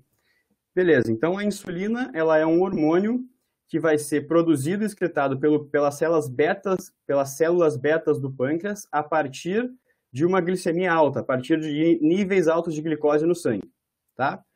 Beleza, então, por que essa insulina ela é importante nesse processo todo? Porque a glicose circulante no sangue, ela não consegue simplesmente entrar na nossa célula muscular e produzir os efeitos que a gente quer. E por isso a insulina é importante, porque a insulina nada mais é do que uma chave que vai conseguir abrir a porta para a glicose entrar, tá? Então, perfeito. A gente produziu insulina está circulando aqui no nosso sangue e ela vai se ligar a um receptor de insulina que tem aqui na nossa membrana celular, tá? Quando essa insulina se ligar nesse receptor, a gente vai dar início a uma série de reações que acontecem aqui dentro da nossa célula muscular que vão, por fim, conseguir permitir que essa glicose entre. Então, vamos lá ver um pouquinho mais calma com quais reações são essas, tá? Deixa eu pegar aqui a canetinha caso precise. Beleza. Insulina, então, se ligou no receptor insulínico. Primeira reação que é importante a gente saber. Vai acontecer aqui, ó, a fosforilação dos IRS, tá? IRS, essa coisinha aqui muito bonitinha, vai ser fosforilado. O que é fosforilado? A gente vai adicionar agrupamento fosfato, aquele famoso pezinho aqui nesses IRS, tá? A partir disso, a gente tem uma outra série de reações que acontecem dentro das células e a gente vai estimular uma enzima que é muito importante nesse processo todo, que é a enzima AKT. Beleza? A enzima AKT, então, ela vai ser responsável, ela é muito importante que vocês saibam, porque ela, na verdade, vai regular bastante desse processo todo desse processo todo que a gente está falando, tá? Então, a AKT, sendo estimulada por essa fosforilação dos IRS, vai acabar por estimular uma outra série de reações que vai estimular que vesículas carregadas de GLUT4, que são essas coisinhas aqui, sejam transportadas até a membrana celular. Então, por que isso é importante? Porque o GLUT4 é justamente a forma pela qual a glicose consegue entrar na célula muscular, beleza? Então, esse processo todo aqui acontece justamente para que a gente consiga captar essa glicose. Por quê? Porque o GLUT4 é a forma pela qual a glicose consegue entrar na célula muscular. E a partir disso, a gente pode ter formação de glicogênio ou a gente pode utilizar essa glicose como fonte de energia, que é o que a gente vai ver aqui agora durante o exercício, tá? Beleza. Deixa eu apagar isso aqui tudo. Depois vai nos atrapalhar. Aí. Beleza. Então tá. A gente já viu o processo todo, captamos a glicose. A partir disso, então, a gente precisa utilizar essa glicose como fonte de energia, porque a gente está falando aqui agora de exercício, tá? Então, vamos entender um pouco mais sobre esse processo todo. Beleza, glicose entrou no músculo e quando ela entrar no músculo, ela já vai sofrer a ação da primeira enzima. Essa enzima é chamada hexoquinase, tá? Vou tentar explicar aqui um pouco sobre os nomes dessas enzimas para que vocês não fiquem só decorando isso tudo, mas que entendam um pouco do processo, tá? Então, na glicose, uma molécula, sempre lembrando, de 6 carbonos, tá? Vai entrar aqui na célula muscular e sofrer a ação da hexoquinase, tá? Hexoquinase, como o próprio nome diz, não é por acaso que tem aquele hexo ali, aquele hexo, claro, vem de 6, tá? Ela vai adicionar um grupamento fosfato, que é aquele pezinho que vocês estão vendo ali, G6, e o pezinho, ele está relacionado ao fosfato. Ela vai adicionar um grupamento fosfato no 6º carbono dessa molécula de glicose, tá? Então, vocês imaginem aqui que uma molécula... Aqui, caixa de texto... Beleza. Uma molécula tem aqui 3, 4, 5... Acho que aqui fechou 6 carbonos. Então, aqui a molécula a gente tem gente está falando de uma molécula de 6 carbonos, tá? Aqui, 6 carbonos. Então, essa enzima hexoquinase vai adicionar no 6º carbono dessa cadeia. Claro que a glicose não é bem assim como eu representei, só para exemplificar para vocês. Ela vai adicionar um grupamento fosfato no 6º carbono dessa cadeia. Beleza. E ela faz isso de graça? Não, ela não faz isso de graça. Ela vai fazer isso com gasto de 1 ATP. Tá? Então, fiquem atentos que aqui a gente gasta 1 ATP nesse processo. Beleza. Então, de glicose passamos para glicose, ainda uma glicose, 6-fosfato. O 6, então, relacionado ao 6º carbono, que tem agora um grupamento fosfato adicionado. A partir disso, a glicose 6-fosfato vai sofrer a ação de uma outra enzima, a enzima que se chama isomerase. Tá? Também, como o próprio nome diz, isomerase vem de isômero, ou seja, ela vai transformar a glicose 6-fosfato em frutose 6-fosfato. Bom, como vocês podem observar, aqui a gente não tem uma mudança muito grande, a gente não tem mudança no número de carbonos, a gente não tem mudança no grupamento fosfato. O que a gente vai ter vai ser a transformação da fórmula espacial da molécula. Tá? Então, na verdade, a gente só vai ter uma alteração de forma da molécula. Por isso que ela vai mudar de glicose para frutose. A partir daqui, a gente vai ter a ação de uma outra enzima, que também é muito, muito importante, a enzima PFK, tá? A enzima PFK, o que vai acontecer, tá? Aqui vocês conseguem ver que é frutose 6-fosfato passando a frutose 1,6-difosfato. Bom, então analisando por cima, assim, o que a gente pode tomar de conclusão? O que a PFK faz? A PFK ela vai adicionar um outro grupamento fosfato agora no 1º carbono da molécula. Então, antes a gente tinha um grupamento fosfato no 6º carbono da molécula e agora a gente vai ter um grupamento fosfato também no 1º carbono da molécula. E também não faz isso de graça, tá? A gente também, nesse processo, gasta 1 ATP, beleza? Então tá, então agora a gente tem uma molécula de 6 carbonos com um grupamento fosfato no 1º e no 6º carbono. Até agora, a glicose que entrou tinha 6 carbonos e continuamos com 6 carbonos. Bom, a partir deste momento, tá, a gente vai ter uma série de reações que acontecem em espelho. Por quê? Porque essa molécula de 6 carbonos, que antes tinha 6 carbonos, vai sofrer um corte. Aqui. A gente vai quebrar essa molécula de 6 carbonos em 2 moléculas com 3 carbonos. Por isso, essas reações ocorrem em espelho, porque antes a gente tinha 6 carbonos, agora a gente tem 2 com 3, beleza? A partir daqui, tá, esses nomes aqui todos a gente não decora para as provas aqui de Physiolex, mas é importante que vocês saibam o que acontece nesse processo, tá? Por quê? Porque a gente tem aqui, logo de cara, a liberação de um NAD, a formação de NAD. Tá? Sempre lembrando, eu vou falar aqui de um lado, mas sempre tem que multiplicar por 2. Então, quando a gente forma um NAD de um lado, a gente forma a NAD de outro. Depois, a gente vai ter a formação de um ATP, que no caso sempre multiplicado por 2. Formação de NAD, formação de ATP. Bom, lá no final do processo, então, a gente vai ter a formação de mais um ATP e formação de 2 piruvatos, tá? Beleza, então, o que a gente pode tirar de conclusão desse primeiro slide aqui? A gente teve, com o início, a gente tem a entrada da glicose, que vai formar, então, 2 piruvatos e com o resultado final de 2 ATPs. Por quê? No início do processo, a gente não pode esquecer que a gente gastou 2 ATPs. Nós gastamos 2 ATPs. E, no decorrer do processo, a gente conseguiu formar 4 ATPs. Então, o rendimento disso tudo, no final, 4 menos 2, 2 ATPs formados. E, também muito importante, 2 piruvatos. Beleza? Não sei se alguém tem alguma dúvida até aí. Qualquer coisa é só falar que a gente para. Aqui a biscaia do Álvaro. Beleza. Então, aqui, o que a gente estava falando, rendimento energético desse processo é de 2 ATPs por molécula de glicose. Beleza? Então tá. Então, agora vamos começar a discutir um pouco sobre aquele piruvato que é formado, aqueles 2 piruvatos que a gente teve ali no final, tá?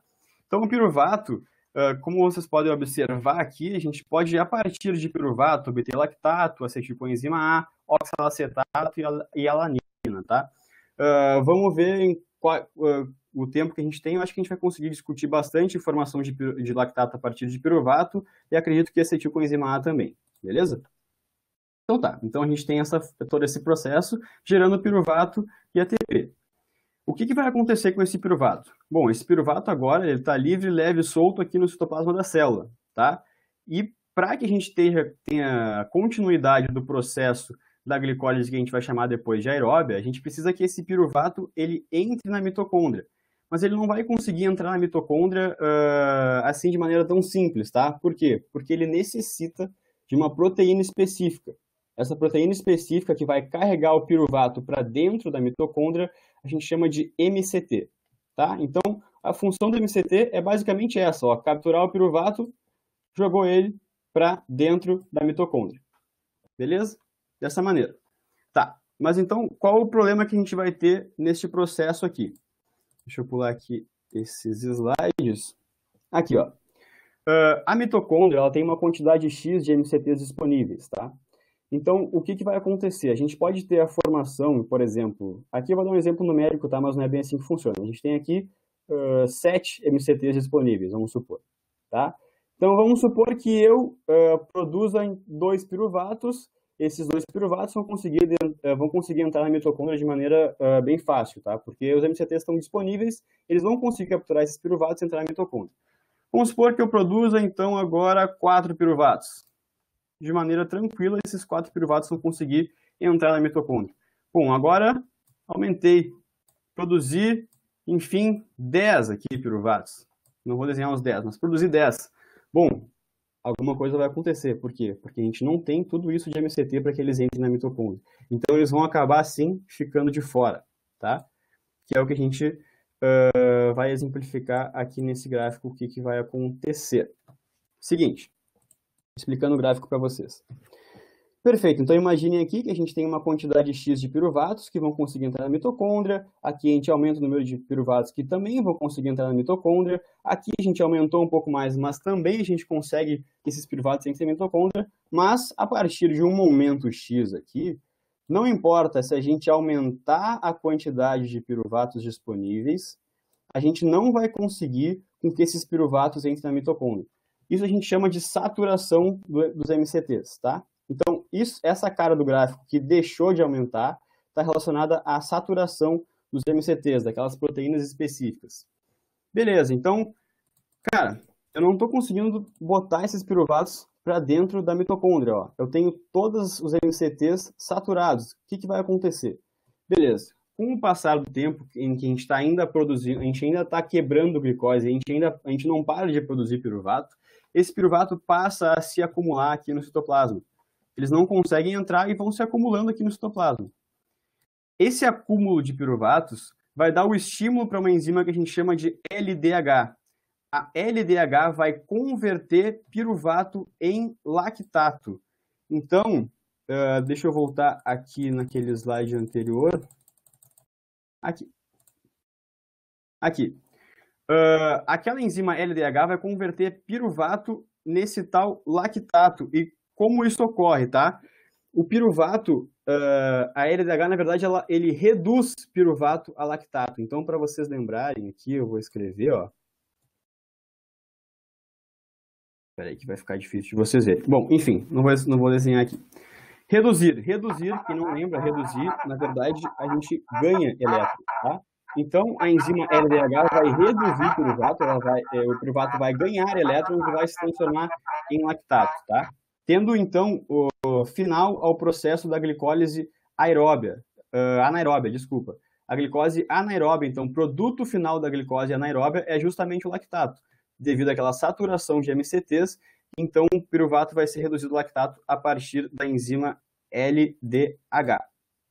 Beleza? Não sei se alguém tem alguma dúvida a respeito dessa parte aqui Vamos ver se alguém vai falar alguma coisa. E antes da gente avançar, tá, para a parte da glicólise aeróbia, eu só queria trazer algumas relações. Eu só queria trazer algumas relações que a gente tem a partir aqui de saúde, doença, exercício, etc. Tá? Então, só para tornar um pouco mais dinâmico para vocês verem na prática como isso acontece. Então, tá. Então, acho que não tem nenhuma dúvida, eu vou falar algumas coisinhas aqui. Beleza. Primeira coisa, deixa eu dar uma Primeira coisa. Eu estava falando para vocês sobre a glicemia, tá? O nível de glicose no sangue. Beleza. Vocês imaginam que essa glicemia, né, acredito eu, ela realmente pode ser um fator problemático para o indivíduo caso não seja controlada, tá? Então, quais são os dois contextos que a gente vai ter? Primeiro, hiperglicemia. Hiperglicemia é a glicose elevada no sangue. Então, a gente vai ter uma glicemia alta traduzida em hiperglicemia, beleza? É isso que quer dizer hiperglicemia, é uma glicemia alta. E quais são as consequências dessa hiperglicemia ao longo do tempo, tá? É normal que a gente tenha picos de glicose no sangue conforme a gente está no estado alimentado, etc. Mas esse pico não pode perdurar por muito tempo, porque isso vai nos trazer diversos problemas que são bem graves e irreversíveis, na maioria das vezes, tá? Beleza, então aqui, ó, eu vou desenhar para vocês, eu não sou muito bom de desenho, mas eu acho que vai dar para entender. Ó, imaginem que isso aqui que eu estou desenhando é um vaso sanguíneo, tá? Um vaso sanguíneo. Beleza. Então aqui a luz do vaso é onde o sangue vai passar, beleza? Esse vaso sanguíneo, na camada mais interna, ele é revestido inteiro por células endoteliais, tá? Então imagine aqui diversas células endoteliais que estão revestindo este vaso aqui na parte mais interna. Aí, beleza. Estava bonitinho, agora estraguei um pouco o desenho, mas é isso aí. Beleza. Essas células endoteliais, gente, elas são sensíveis à glicose. Ou seja, a glicose que está passando aqui no nosso sangue, elas acabam agredindo essas células endoteliais. Elas vão destruindo essas células endoteliais. Então, a gente vai ter o que a gente chama aqui de angiopatia, que é o quê? É a lesão de vaso. Tá? Então, a glicemia alta, a hiperglicemia durante muito tempo acaba por lesionar os vasos sanguíneos. Beleza. Angiopatia, lesão nos vasos. Galera, a gente tem vaso sanguíneo em toda a parte do nosso corpo, certo? A gente tem vaso sanguíneo, por exemplo, na retina, nos rins, no cérebro, etc. Então, justamente, a lesão de vasos da retina, a gente chama de retinopatia, que leva a cegueira. Então, aquela história de cegueira por diabetes, etc., como se vocês não entendiam muito bem o processo, é por causa disso, é justamente a lesão dos vasos causados pela glicose que vai agredir essas células endoteliais e vai ocasionar uma lesão de vaso. No caso da retina, retinopatia, que leva à cegueira. No caso dos néfrons, nos rins, a gente vai ter uma lesão, então, a gente pode levar a um quadro de insuficiência renal, justamente por essa agressão dessas células endoteliais. Isso pode gerar um quadro de neuropatia, se for no sistema nervoso central, etc. Beleza? Beleza. Então, outro processo agora que eu queria falar com vocês é justamente o oposto disso.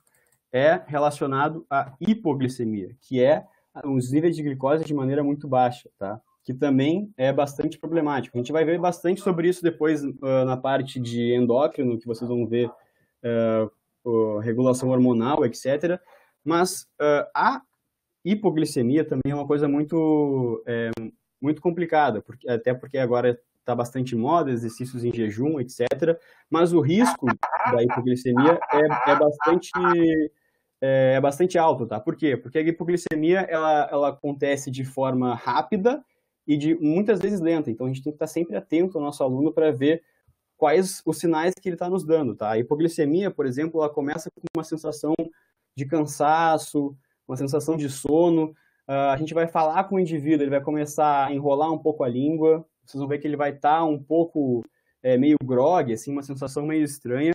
Pode dar uma dor de cabeça e isso vai piorando conforme o tempo. Então a gente pode gerar desmaios, convulsão, etc., que com certeza podem levar à morte. Então a gente precisa estar sempre ligado nesse processo todo, tá? Beleza. E claro, não podia deixar de falar sobre a diabetes, tá? Que também interfere nesse processo todo. Quais são os tipos de diabetes que a gente tem? Então, diabetes do tipo 1 e diabetes do tipo 2. A gente tem uma pergunta aqui, por que a pessoa começa a tremer em quadro de hipoglicemia? Beleza. Depois eu vou deixar, acho que o Álvaro responder essa pergunta, porque ele deve saber melhor o mecanismo, tá? Eu não sei muito bem qual é o mecanismo de por que a pessoa começa a entrar num quadro de convulsão. Claro que a falta de energia para que o nosso sistema funcione, que no caso provém da glicose, eu acredito que seja um dos fatores principais para isso, tá? Mas vou deixar depois o Álvaro responder. Não sei se quer entrar agora, Álvaro. Neural, perfeito. Perfeito. Ô, Filipão. Diga. Deixa eu só dar um parênteses num detalhe aí. Claro, por favor. Então, assim, ó, pessoal, do ponto de vista do controle da glicemia, uma relação que a gente pode fazer com o diabetes, faça uma anotação aí, quem está anotando, bota um odds. Assim, ó, do ponto de vista do controle da glicemia, o grande mediador disso vai ser o nosso pâncreas, tá? Então, assim, o nosso pâncreas vai estar ligado com as questões de hipoglicemia ou hiperglicemia. Vocês vão perguntar assim, por que, Gabi, o pâncreas está ligado? Porque o pâncreas, ele é responsável por liberar duas proteínas.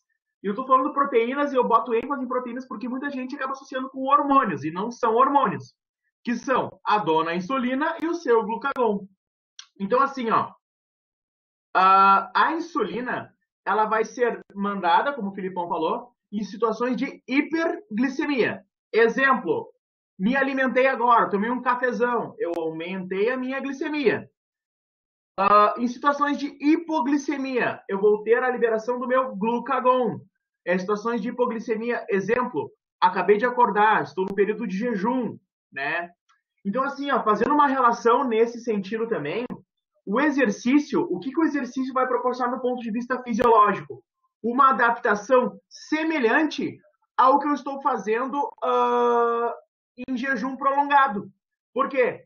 Porque quanto mais eu vou estar em jejum, mais eu vou utilizar dessa minha glicemia que está disponível no sangue. Ou seja, cada vez mais ao longo do tempo, botando uma cronologia do tempo, eu vou estar num estado de hipoglicemia. Claro, isso ao longo do tempo, quanto mais tempo eu estiver me exercitando, tá? Só para fazer um parênteses no meio disso tudo e o que envolve essas questões. Daí o Álvaro falou, bom, nós temos um controle neural. Gente, tudo que estiver envolvido, os nossos sistemas bioenergéticos, nós temos um controle neural. E é um controle neural inconsciente. O que seria um controle neural inconsciente? Seria através do parasimpático e do simpático. Só para nós recapitularmos, então, o ponto da fisiologia básica. O que seria o sistema simpático? Seria o sistema que está prevalente quando nós estamos em alta intensidade, em altas demandas do ponto de... Vamos botar em outras palavras. O sistema parasimpático, ele está envolvido em situações urgentes, situações emergentes, do ponto de vista, se vocês pensarem, de sobrevivência. Então, a gente está em um exercício de alta intensidade, para o nosso corpo, ele não vai pensar que a gente está exercitando ao ar livre porque eu quero melhorar a saúde. Não, é um estado que eu estou precisando de alta demanda, eu preciso aumentar a minha frequência cardíaca, eu preciso aumentar a circulação sanguínea para toda a região periférica do meu corpo. Entende? Do ponto de vista filogenético. O parasimpático é como nós estamos agora. Eu estou sentado, eu estou tranquilo, eu estou num nível basal, né? Então, essas são as diferentes atuações dos sistemas que nós não temos controle, chamado sistema neurovegetativo autônomo, que vai estar controlando essas diferentes situações fisiológicas do nosso corpo. A partir disso, a gente consegue se nortear as diferentes questões de hipoglicemia, hiperglicemia e, por consequência, como o diabetes vai se relacionar. Bom, o Filipão já fez uma baita introdução em relação ao diabetes, eu queria falar também, mas a gente vai dar muita banda entrando no diabetes. Então, acho que essa introdução já está maravilhosa e eu vou deixar com esse homem lindo continuar. Aí, beleza, cara, muito bom, obrigado por complementar aí. Então, beleza, a gente está falando sobre os tipos de diabetes agora, tá? Então, a gente tem dois tipos de diabetes, diabetes do tipo 1 e diabetes do tipo 2. Qual é a grande diferença entre esses dois tipos de diabetes, tá? O diabetes do tipo 1, ele está relacionado à não produção da insulina, tá? Então, na verdade, o corpo, lá, as células betas do pâncreas, elas não conseguem produzir e secretar a insulina. Então, percebam que a glicemia tende a se manter alta, justamente por tudo isso que o Gabi falou, pela não secreção da insulina. A gente não tem como capturar essa glicose de maneira tão eficiente assim, tá? Então, isso está relacionado a diabetes do tipo 1. Beleza, então, qual seria o tratamento relacionado a esse tipo de diabetes de uma maneira mais eficaz? Que é justamente a gente botar a insulina, né? Injetar a insulina de maneira direta. Então, a insulina, como a gente não está conseguindo produzir, a gente acaba, de uma maneira, injetando a insulina para que ela tenha esse efeito de capturar a glicose, tá? Bem simples por enquanto, depois a gente vai discutir melhor esse processo todo. Diabetes do tipo 2. Bom, a diabetes do tipo 2 é uma coisa que está relacionada com o que a gente chama de resistência à insulina. O que é essa tal de resistência à insulina? Bom, a gente, no primeiro momento, vai ter a produção de insulina de maneira normal, mas a insulina, ao se ligar nesse receptor insulínico, não vai surtir o efeito necessário e esperado. A gente não vai ter, por exemplo, a gente não vai conseguir transportar esse CUT4 para a membrana celular. E por que isso ocorre, tá? O diabetes do tipo 2 está muito associado ao estilo de vida da pessoa, ou seja, a maneira como que ela se alimenta, a questão de sobrepeso, etc. Então, diabetes tipo 2 está muito associado a índices altos de obesidade, tá? A pessoas obesas. E o que isso interfere, então? Pessoas obesas, a gente tem bastante, falando já um pouco sobre gorduras, ácidos graxos, tá? Imagine que a gente também tem a capturação de ácidos graxos nessa membrana celular. Então, a gente vai ter a deposição de ácidos graxos de maneira muito mais elevada no meio intracelular em indivíduos obesos. Então, imaginam que a gente tenha dentro da célula muscular um índice muito alto de ácidos graxos. Isso vai, sim, acarretar em alguns problemas que a gente vai discutir agora, que é, por exemplo, por meio da deposição, por exemplo, de ceramidas ou de triglicerídeos, a gente vai ter a inibição do sistema, primeiro, de fosforilação desses IRS aqui, receptores insulínicos, e também a gente vai diminuir a atividade daquela enzima AKT.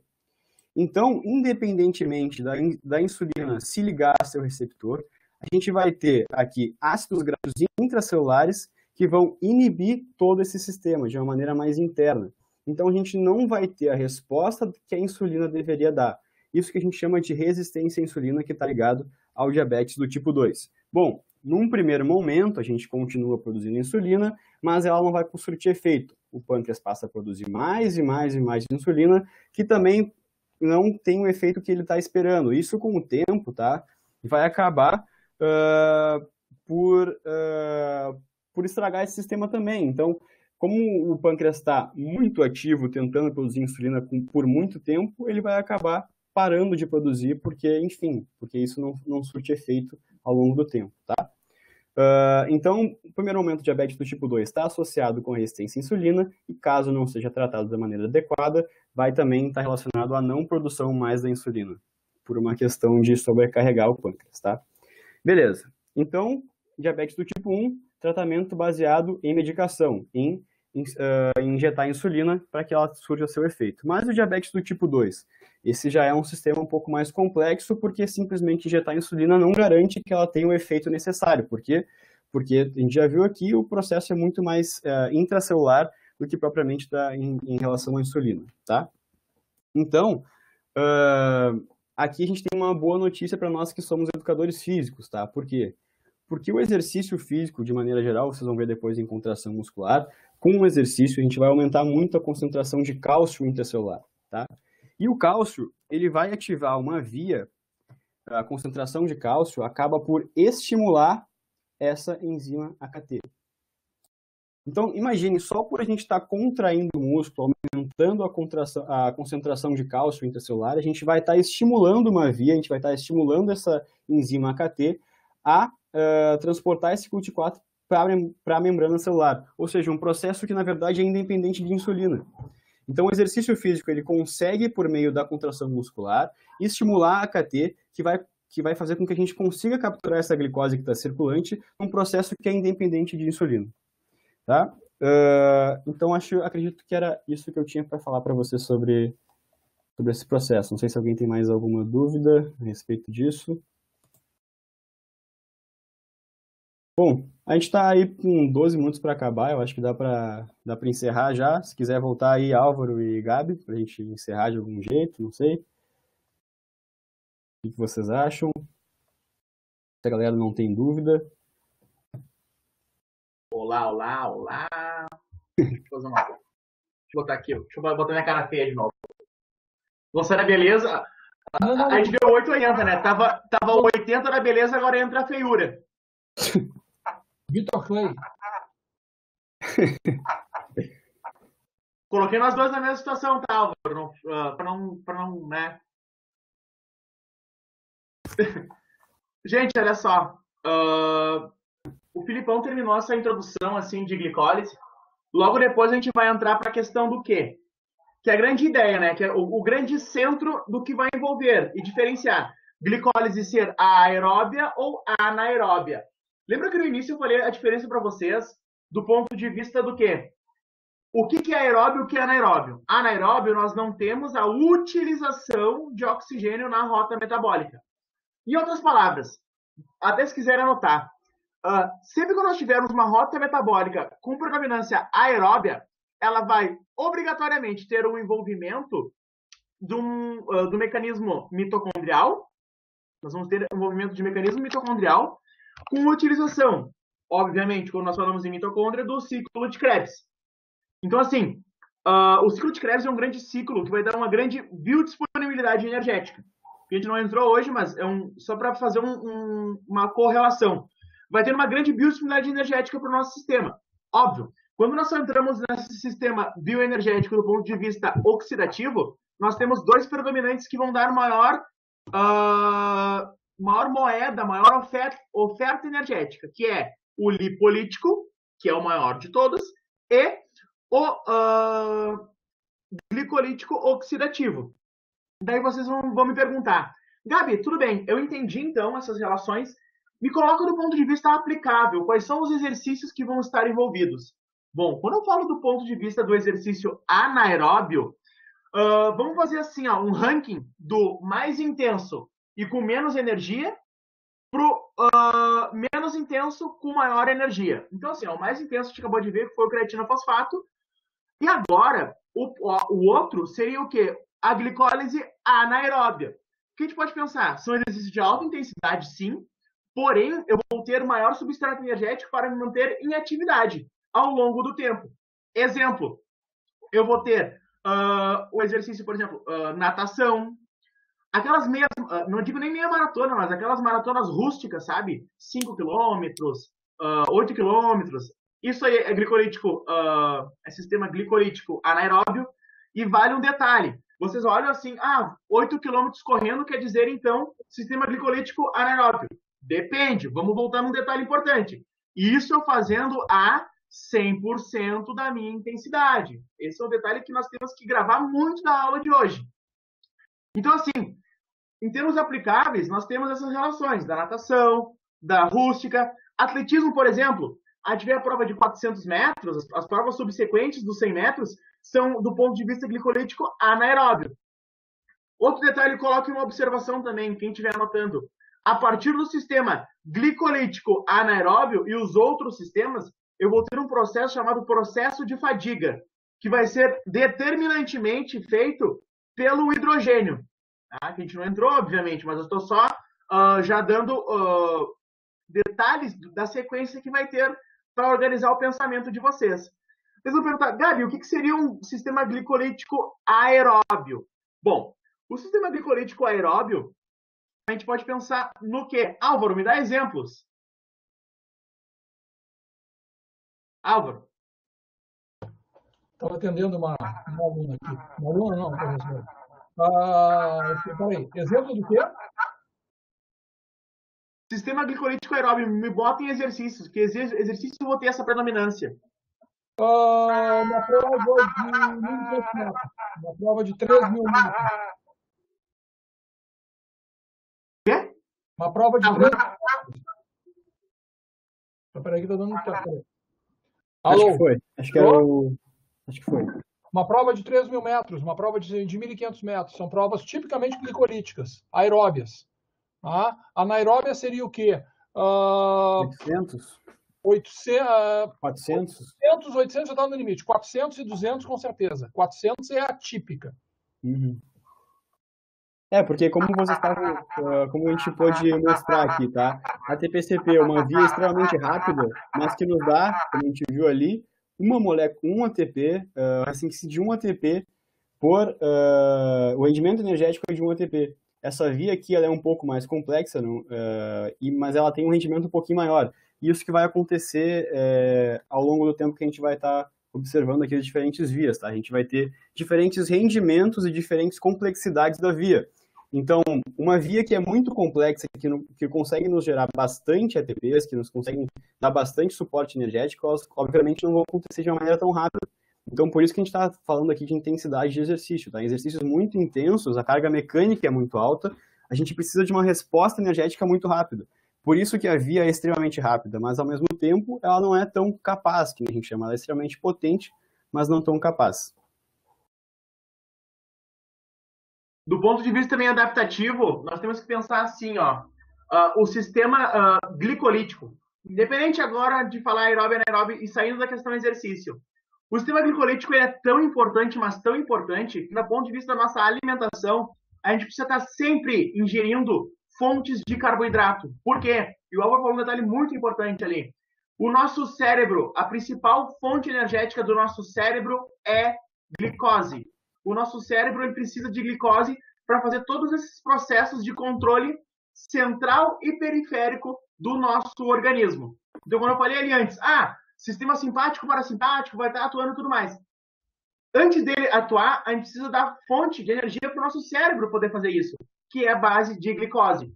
Então, de toda a glicose do nosso corpo, 5% vai toda para o nosso cérebro. A gente precisa ter sempre essa fonte energética para o nosso cérebro, pode ter todos os processos sinápticos, neuroplasticidade, enfim, todos os processos que ele tem e as funções, obviamente, para o nosso corpo. Acho que a gente pode se encaminhar para as mensagens finais, agradecer e temos 4 minutos. Filipão? Isso aí, galera. Muito obrigado pela presença de todos. Espero que vocês tenham gostado. Foi nossa primeira aula, tá? A gente estava um pouco nervoso, ajustando os detalhes ainda. Primeira explicação que eu dou da matéria, por exemplo. Então, espero que vocês tenham gostado. Se vocês puderem mandar um feedback aí depois de como é que foi, as coisas que tem que melhorar, o que vocês entenderam ou não. É bem importante para a gente conseguir evoluir aqui. A gente ainda não é macaco velho igual o Álvaro, né, Gabi? Ainda é difícil pegar naquele nível lá. Faço das palavras do Filipão a minha. Eu agradeço muito vocês terem se disponibilizado a estar aqui. Acho muito legal. Vocês já estão num caminho muito legal de estar fazendo isso no momento que não precisariam estar fazendo.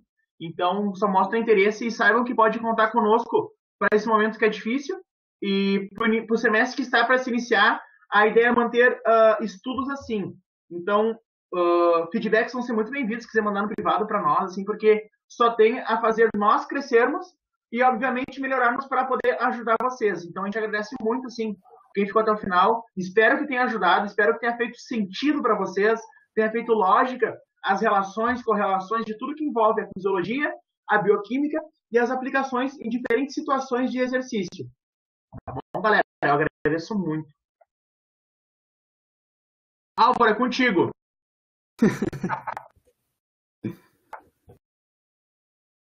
Então tá.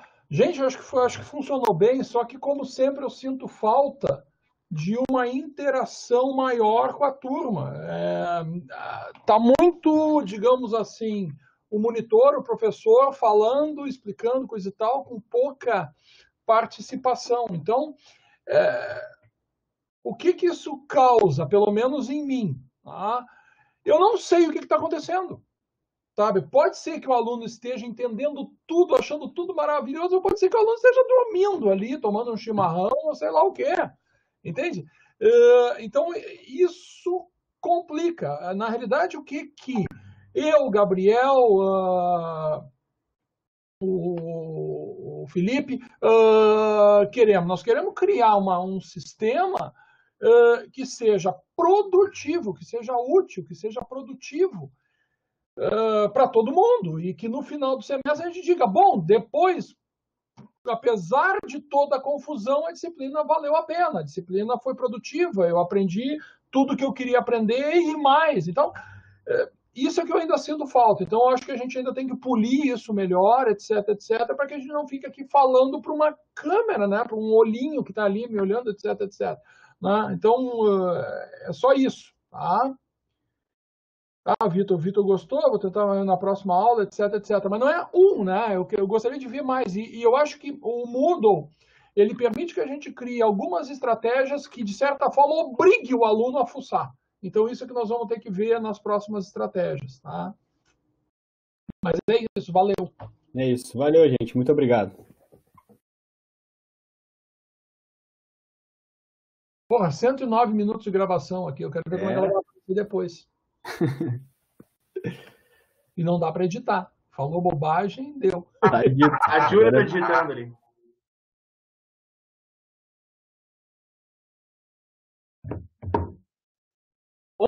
Horas, será que vai fechar? Vamos ver agora. Agora é a hora. Agora é a expectativa, vamos ver.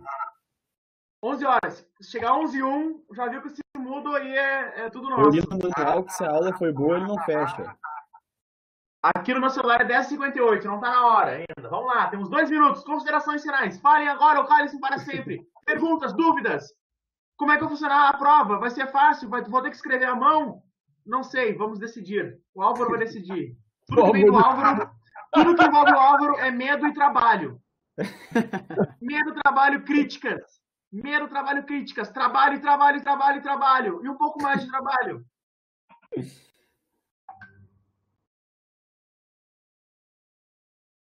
Porra, Tigrado escrevendo e... Eu tô achando que nem vai encerrar aí, Gabi. 11h01. Aqui deu 11h01, olha aí. É, aqui também.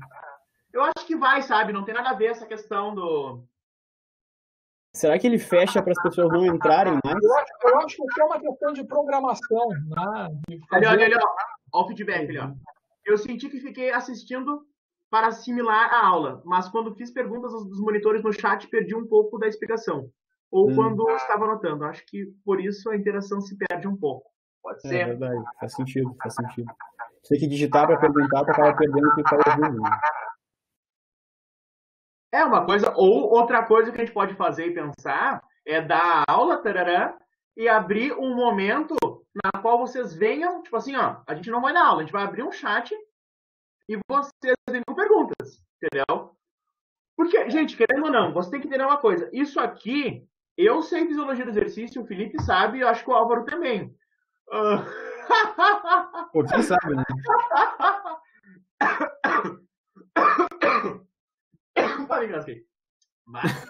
Fala do Álvaro aí pra tu ver. Isso aqui, gente, isso aqui é benefício para vocês, entendeu? Vocês que vão se tornar futuros profissionais, vocês que vão estar atuando, e esses conteúdos é o mínimo para vocês atuarem em qualquer lugar e serem algum profissional bem-sucedido. Então, assim, ó, a questão de querer é de vocês, a gente está à disposição. Você tem que entender que a gente está à disposição querendo ajudar vocês. Então, partindo disso, vai de vocês ir atrás também, né? Nós estamos à disposição, a gente coloca nossos contatos, estamos abrindo possibilidades e oportunidades. Então, vamos atrás, aproveitem. Então tá. Eu acho que era isso, né? Eu acho que era isso. O que eu vou fazer agora com os guris, eu vou conversar, nós vamos estudar mais questão do Moodle e estratégias do Moodle para ver o que mais a gente pode incorporar e ver se a gente faz um teste. Como eu falei para vocês no início, não sei se todo mundo está vendo, não, já foi um monte de gente embora. Já foi um monte de gente embora. A gente tem um mês ainda para afinar essas coisas. Tem um mês. Começar formalmente no dia 20 de julho. Então, vamos ver como é que a coisa anda até lá. Tá? Beleza. Feito, valeu, professor. Tchau. Tchau. Quem é que vai fechar a sala? Quem abriu.